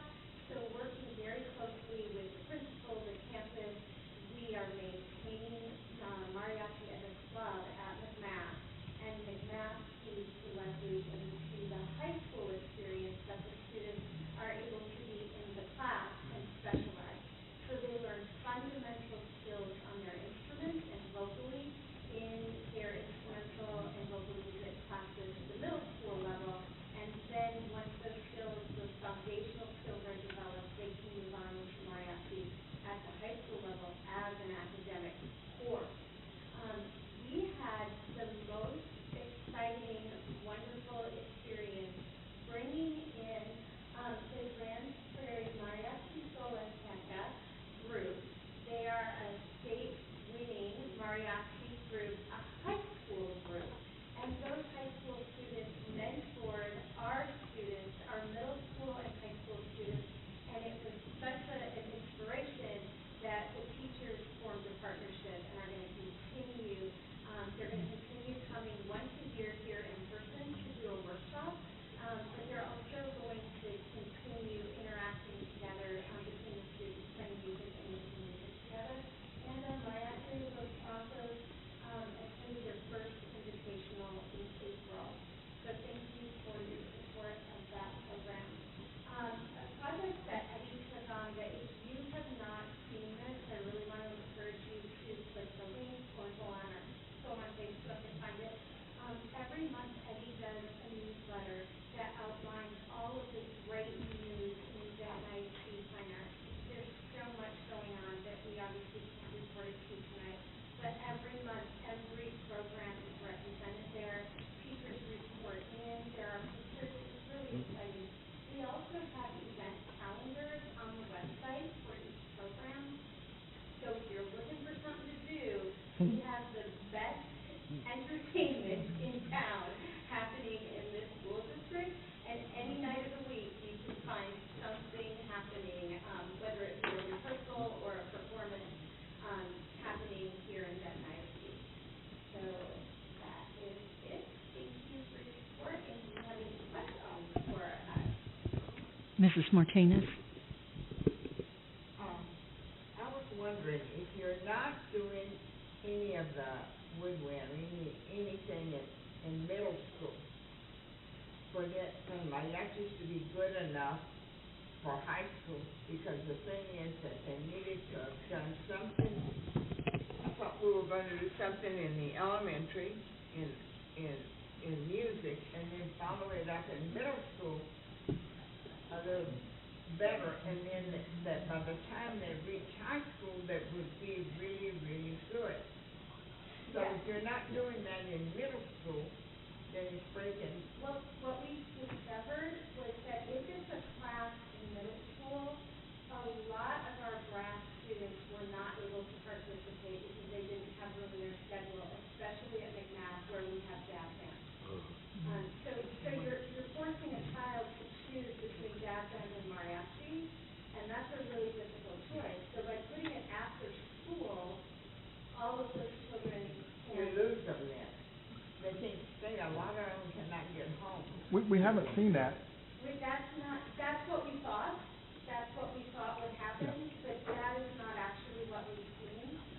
We've actually seen at the year before, when it was a club, we had more brass students involved, and this past year, when it became a class, we had no brass students involved. Well, no, because they kept hitting their other. Right, so by putting it back after school, those brass students can come back and participate.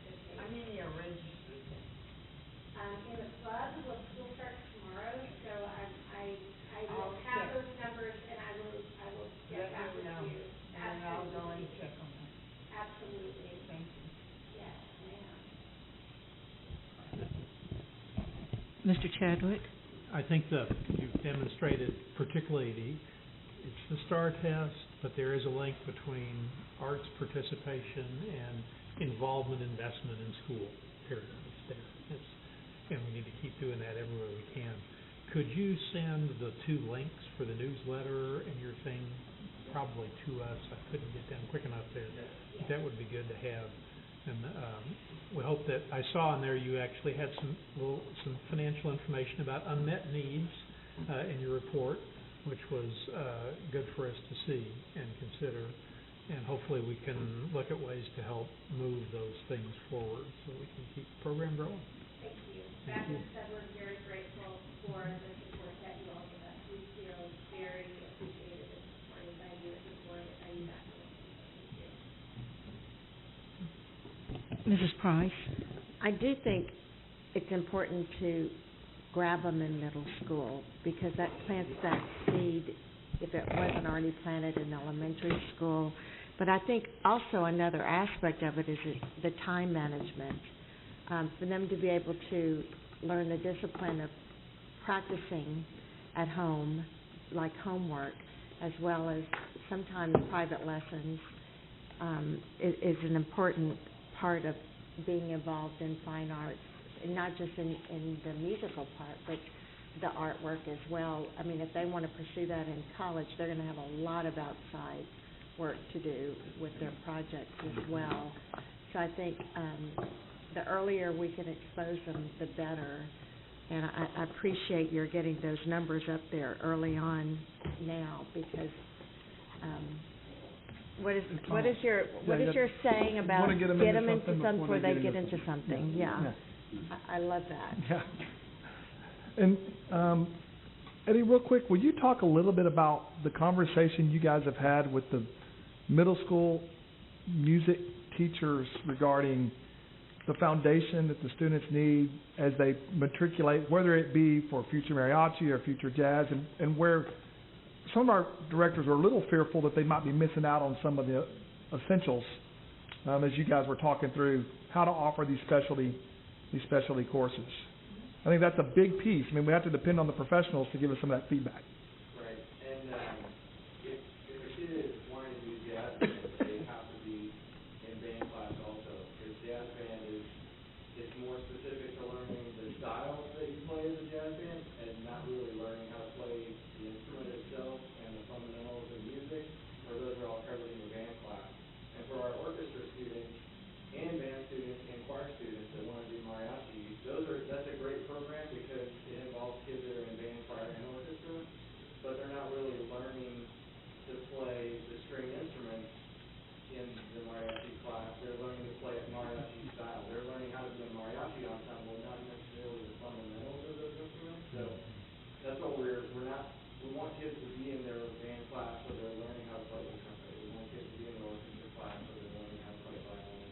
We want to be in choir so they learn how to use their voice. And then mariachi is so, I've learned a lot, especially from going to that workshop, that, as a jazz band director, there's a gazillion different styles, and a lot of it depends on who wrote it, who played it before, what era it's from, and mariachi is the same way. And I've been learning a lot about that, but I think educating our teachers in that so that our mariachi groups are going to continue to get better, that's what we realized we have a shortfall. We need to educate our teachers so they know how to be better mariachi educators, and all of them that went to that workshop gained a ton. So I like that we're able to allow band and choir kids to be in the group because it's after school. Because it is challenging. If a kid wants to be in fine arts and athletics, I think that's great, but if they can't fit all that in their schedule, they can't do band and football and mariachi and jazz band just because they can't fit it all in their schedule. So. How wonderful. Right.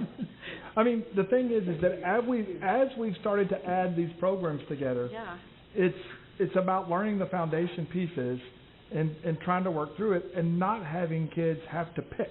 Yeah. I mean, that's what's made Denton a little special is we haven't had kids have to pick in 6th grade or 7th grade that, okay, we can no longer have kids in their football uniforms or cheerleading uniforms marching in the bands at halftime, which has been a big Denton ISD thing for years and years, right? And so it's been interesting as we're learning what makes these quality programs, and I think the Grand Prairie group talked a lot about that, about this foundational piece.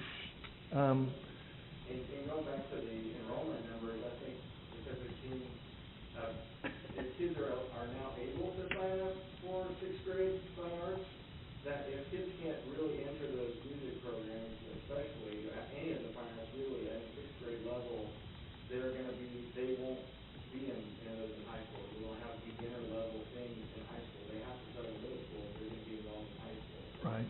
I'm excited to see the potential of the high school programs growing because we're now addressing and being able to get kids involved in those programs. But some programs need to start in elementary in order to get better. Some of them don't need to be skipped out of middle school because you put something else. We still want, so this district has a large number of Hispanic students, Mexican, or whatever you want to call them. And we need something that caters to it, because we don't have a whole lot of things. Soccer's still not big, but in high school, you know, and that is another thing, that there's not enough things offered to keep them busy and to keep them off the street. It's got to be programs that come in by people like Chris Ice before we can get anything. I agree. I think we try to come up with a creative way to get more kids in them. I mean, if you look at that picture of how many of our kids are at that clinic at Denton High, that's the most mariachi kids I've ever seen involved in that, and ensemble. So. The problem is that once a year. I do hear your point, and it's great for us to get this feedback about the elementary level, because that is an area that we have not yet focused on forming clubs that are mariachi specific, or I'm also thinking there is a ballet folklorico club, and to grow that, to grow those opportunities at the elementary level would probably be very welcome in our community. And I appreciate you giving us that feedback, because that's something that we definitely should look at. Any other questions or comments? Dr. Alexander? As you were presenting, I was very interested in the work and the cooperation that you're doing with the UNT and the research there on the connectivity between fine arts and other parts of our overall mental and physical health. That's really interesting, and I had not thought about that all that much before. I think that's a wonderful way to expand the connectivity between the fine arts and all of the rest of the curriculum across the whole curriculum structure. Definitely opportunities for interdisciplinary work.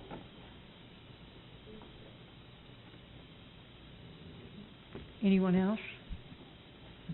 Thank you for a great report. Appreciate it. Thanks, guys. Dr. Wilson? All right, as Coach Florence makes his way up to do the athletics part of this piece, these two programs definitely create the lion's share of our engagement with our students in meeting that fourth option about getting kids involved in things, in our outcomes. And so I'll turn it over to Coach Florence, and he can work through his numbers, and he may have some highlight things he wants to talk about as well. So turn it to you, Coach Florence. I'm gonna let y'all work through the numbers. I'm engaged to ruin the body language. Everybody, I'm close to here. I've got a lot of text back there. Deep pass. All that's stressing me. The only thing, Doug asked me when I started, just same old before, absolutely, I'm just playing numbers in. When I was coaching, I told kids, when you make mistakes, the three things you do: admit it, learn from it, don't repeat it. Mr. President here, last year's numbers, participation numbers would be accurate. I found that out when I was doing this report the other day. Either the Russians or Coach Wilson. Yes.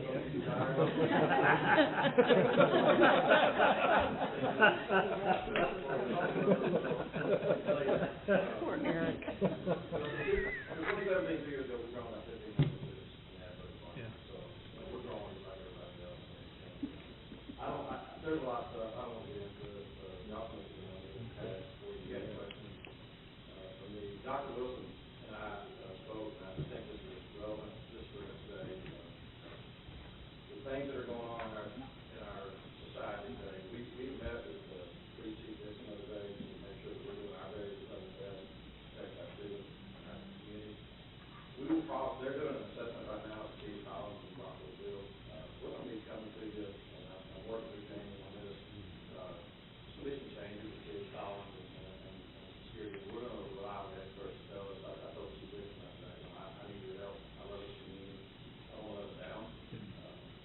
But I need you to tell us what we need to do to do everything we can to protect this city. So that's out there. We're going to, I brought that to you. Jamie wanted me to bring it up just to plant the seed.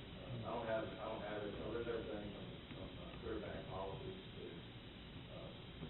metal detectors. I'm going to go by whatever the police experts tell us to do, whatever they say, whatever y'all are comfortable with. But we got at least the things this year at our sports. So that's number one priority for me right now. For work to do that.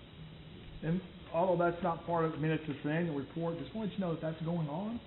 We're having ongoing conversations and everyone learning together as to what that needs to look like when we roll that out here in about another 3 weeks. So.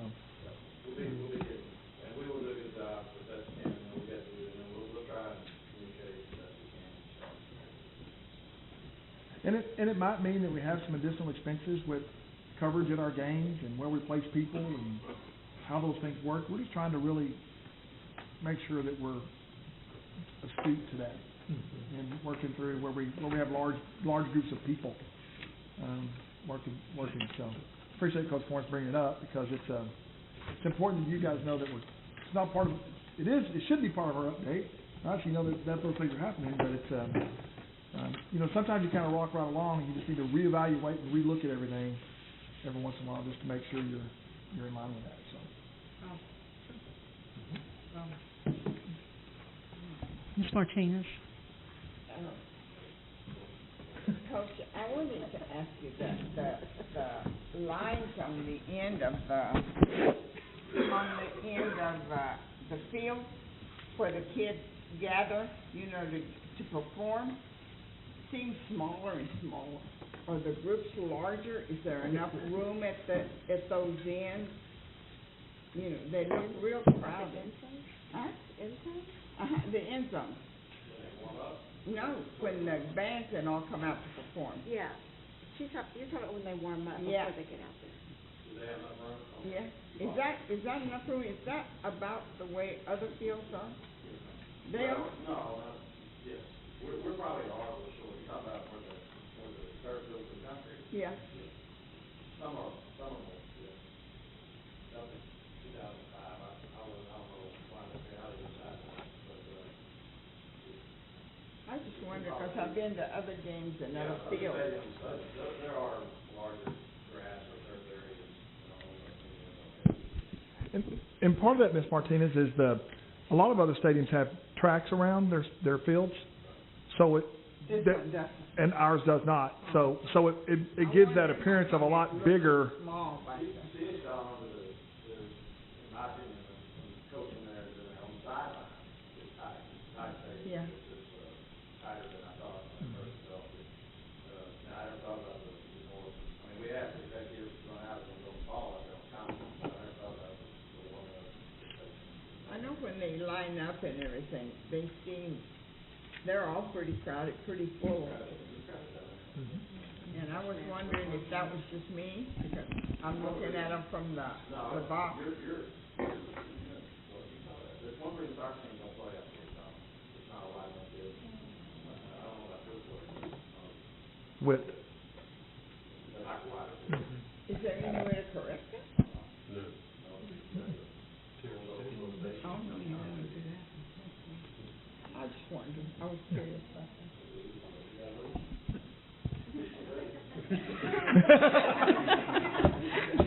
I think she's going to give you a break, and it's going to be Mr. Chadwick, and then... I'm already mad. So if I was you, I wouldn't mess with you.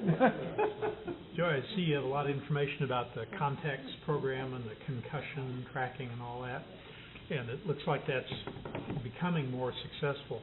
the numbers, from 17-18 to 18-19 increased.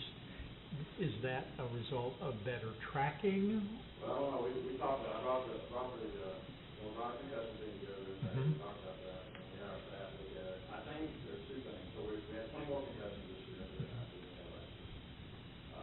My analysis of that, I don't know if we had any more concussions, but we're getting a lot better at recording protocol. The whole deal is when it happens, it don't happen. So that's what's happening. Our trainers are doing a great job. Our kids, our parents, and coaches are recognizing.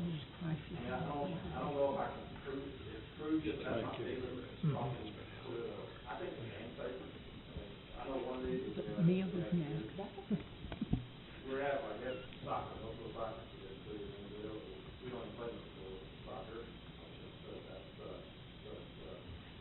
But we're including kids. It's interesting. Interesting. I don't think it's going up, but I think we're doing a better job identifying, tracking, putting it on. Well, it looks like the statistics in your chart for the different high schools and middle schools, the zones, gives your coaches something to look at and talk about 1 year versus the next year. Oh, yeah. We go over this quite a bit. We bring position in, talk to it, we evaluate it. The context deal, that's interesting. 6A's that's mandatory this year for 6A's. That might be already doing the last 2 years. We have not had access to that information, so that's an ongoing deal with the they haven't given us any information back on that. They have partnered with Rank 1. Our trainers have some concerns. Software we're already entering this up. Now they're entering in another database. They're partnering with Rank 1. So I'm anxious to see how that comes out. These are our trainers don't have to repetitively analyze stuff. It's pretty intense information. So I'm anxious to see. We haven't had any feedback. Sure. Okay. Thank you. Mrs. Price? I have a couple of questions. Do we still have a water polo team? Okay, because I don't remember seeing anything in there. Well, now, that's interesting. The water polo thing is a club team. So it's not UIL. We don't necessarily.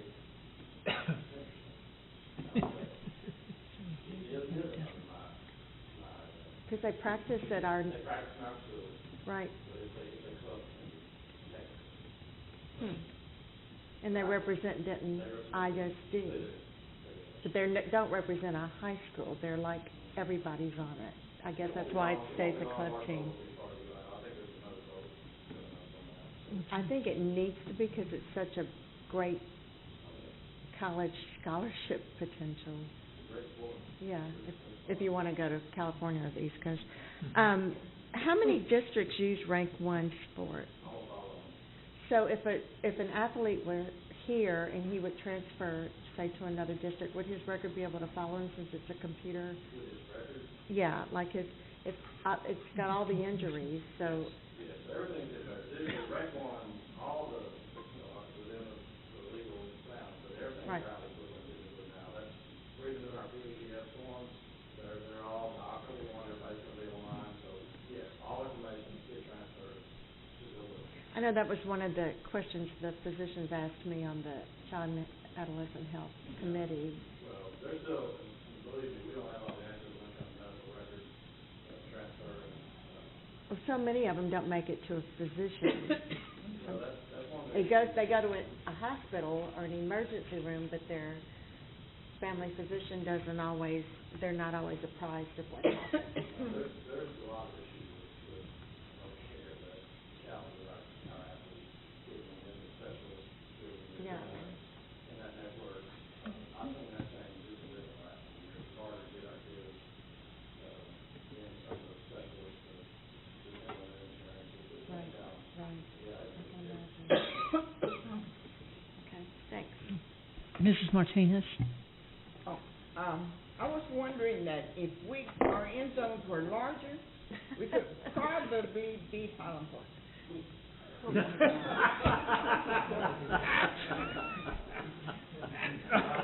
I bet you. It might be. You get one question for me every quarter.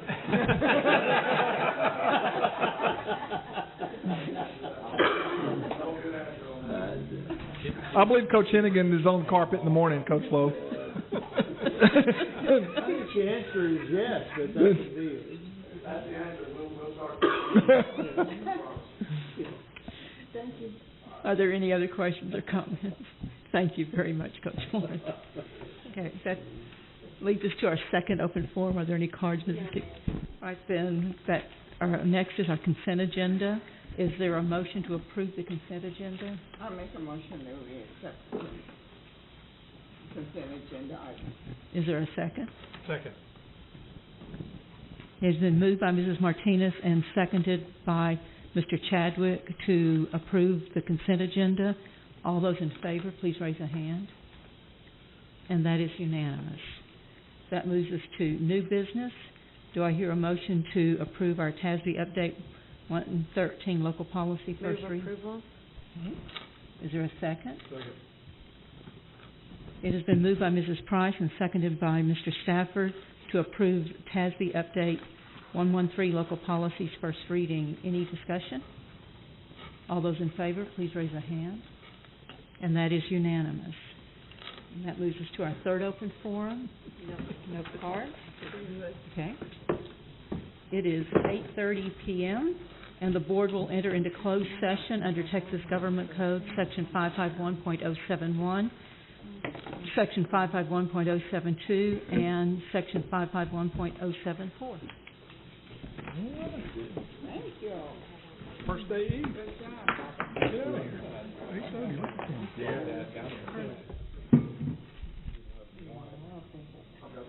Okay. All right, let's go. Okay, it is 9:27 p.m. We've returned from closed session. Is there any action based on the closed session? Madam President, I move that we approve the release and settlement of all claims agreement with Daniel Sean Ziegler. Is there a second? Second. It has been moved by Mr. Stafford and seconded by Dr. Alexander to approve the release and settlement of all claims agreement with Daniel Sean Ziegler. All those in favor, please raise a hand, and that is unanimous. Okay. And that moves us into board calendars.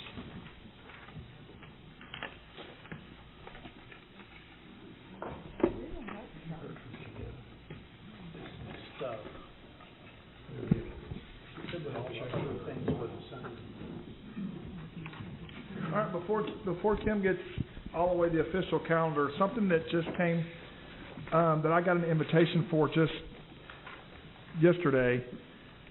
Providence Village is having their open house. For that water park? No, for the new town council, Town of Providence Town Hall this Saturday morning. So I'm going to go out there because Brian, their town manager, was on our bond committee, and I was going to go out to that. It's from 9 to 12 at their Providence Village Town Hall grand opening. You know, they've been in a kind of a construction trailer mobile home since they became a group. Yeah. So it's from 9 to 12. I think there's formal comments like at 9:30, and then kind of open house, meet and greet, walk through. Can you email that? I can. Send it to me. Yeah, I can. Yeah. Just want to let you guys know what's going on. You can come by and pick me up. I could do that. I don't know. That's kind of out of my way, Doug. You're way out there. It's a little out of the way. Yeah. Sure. If you want to meet me at the corner of 428 and 288, I will pick you right up, and we will go 3 miles from there. 3 miles. He'll be standing out there. Well, we need a Don't get district carried he'll come. away. Just run over him. It's like Yellowstone. Let me look carefully and see if I can clear my spot on Saturday morning, because I think I would like to go out there as well. Okay. I'll send it to you too, Jim, just to, and you can let me know. And you might be on the way. Yeah, I might, maybe I could get a ride with you. That's a good one. Come out into my zone and I ain't thinking about no. And I'm sorry, I'll be on my way to Pagosa. See, I'll be in our coat. I'm pretty much in It's already there. for Pagosa for next week, so, stay in Good time to be there. left to do. Are you gonna try and be there at 9:30, Tim, or 9 o'clock? I just sent you from 9 to 12. I probably am gonna try to be there at 9. Okay. Ms. Kim, I know you have some other things to make sure. Yeah. Of course, tomorrow will be the first day.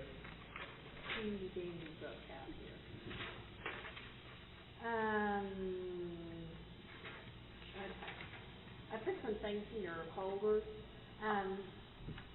First thing, and I think I know the answer, but, you know, our Pastor Tasby, I believe I mentioned it the last board meeting, Randy Reed has invited you all to dinner. It's Friday night. I told everybody was in attendance, but I didn't know if any spouses were going to Pastor Tasby. I know Doug had already told me Nancy wasn't going. I didn't know if Mona was gonna be going down to Dallas. I have not asked that question for sure, so maybe I'd better get. Okay. I'm thinking there's a good chance she will, actually. Okay. Then I will let him know. We'll When is add that? one more to the Friday calendar. night? Friday night. Friday night. I don't know. I doubt that Debbie will come down there, What, but. so it's Friday, Saturday, and Sunday? Mm-hmm. Yeah, starting Friday morning early, so you can come down there Thursday night. But you've got hotel for Thursday night. Thursday, Friday, and Saturday nights, right? Mm-hmm. Right. David might be there. Okay. Might just come down for dinner.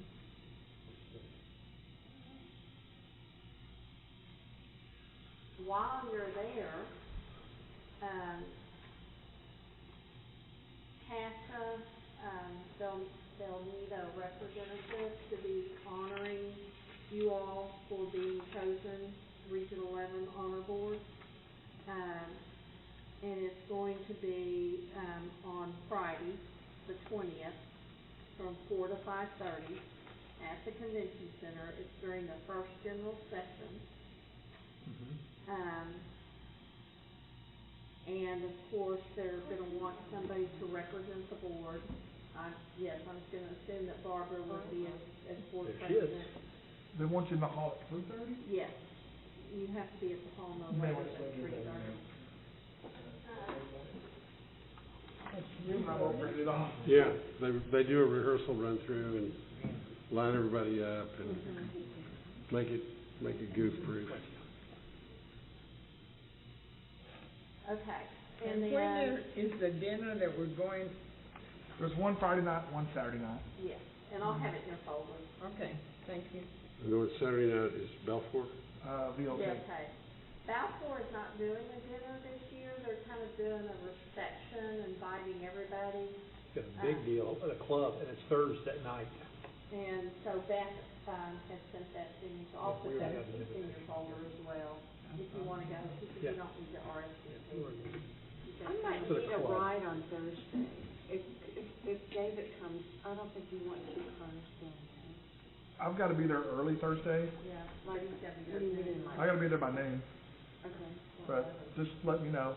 Or Alright. let, maybe be earlier than that. Yeah, I think your meeting starts. And I have an event Wednesday night too, so. No, I'm not going Wednesday, David. Well, I'm not gonna go Wednesday, I don't think, either. I think I'm coming back, because I think it's gonna be in North Dallas. There are some. But we're meeting with the folks from, ETS, for the, and the ACT folks about this whole state testing program Wednesday night. Good. Oh, so So, we may not get it by Thursday, but maybe you'll fix it. maybe. Get it fixed. On Wednesday, that Wednesday. Yes. Blow this thing up. I don't know if we can fix it or not, but whenever, the commissioner sends back. Emphasis on this this frustrates freaking me. 9, huh? Yeah, really. You know what, Jamie, if you have solutions, they'll listen. Well, I gave him some solutions. I've already written, well, Neil and I've already had written Bring them those. again. So I'm gonna have Sometimes them. they need to hear it more than once. It's David Anderson, Mike Moses, myself, and the president of ETS, and 2 or 3 others. I Brian just say Willard go and- for it. We'll see. So what time then it starts on Thursday evening? No, Friday. Friday Friday. morning, Yeah. early. Crack of dawn. Yeah, 7:30 is the first general session. So we'll all need to be going down around that noon time on Thursday. I would, If Mona decides to go, you could probably ride with us if you'd like, Nick. Okay. I'm not going at noon though. Well, time do you wanna go? We could probably all go down together if we, think about it. Then I just But add Nancy is for sure not going. No, she is not gonna stay in the hotel. Maybe she'd ride down for dinner if somebody's driving down and back, but, you know. I think David will come on Friday, then Monday.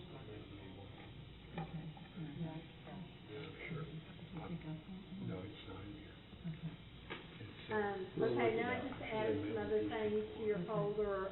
Amy Lawrence wanted to extend an invitation for her Denton ISD annual resource breakfast. It's gonna be at the PDC, so I printed off that email and stuck it in your folder. Okay. She said y'all are welcome to come. Do we need to RSVP? She didn't say you needed to. No. Just come, you can make it. Okay, it's, September the 11th. Drop by this come and go event, breakfast taco. Then Courtney, sent me the, chamber membership luncheon, for September the 13th. I don't know if anybody's interested in Yes. going to that. I wanna go to that. Yes. Okay, so, Jim, September Mia, Leah, What day? it's Friday, September the 13th, 11:30 to 1, Friday the at the 13th? Embassy Suite. I'll go. Okay? 11 to 1:30? 11:30 to 1. Okay, good. You wanna go, Dorothy? Yeah.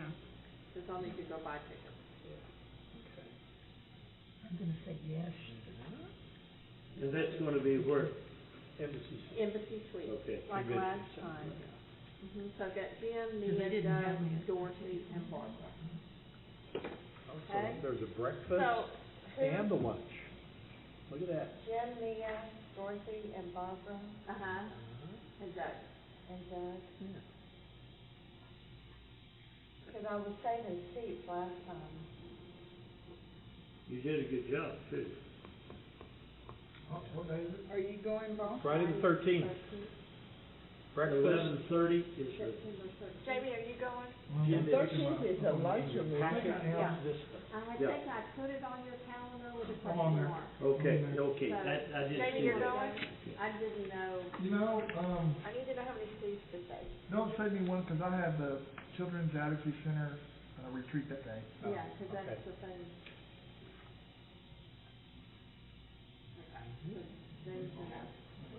Then the last thing, and, Erica Payneburn, our new chamber president, or executive director, she just emailed this to you this afternoon. It's, something the chamber's doing on September the 25th from 9 to 12. It's about abatement, tax increments, reinvestment zones, and other economic incentive tools. I don't know if y'all have the interest for this. You wanna go? She just sent it to me. And. We can't do that anyway. Nope, doesn't apply to us.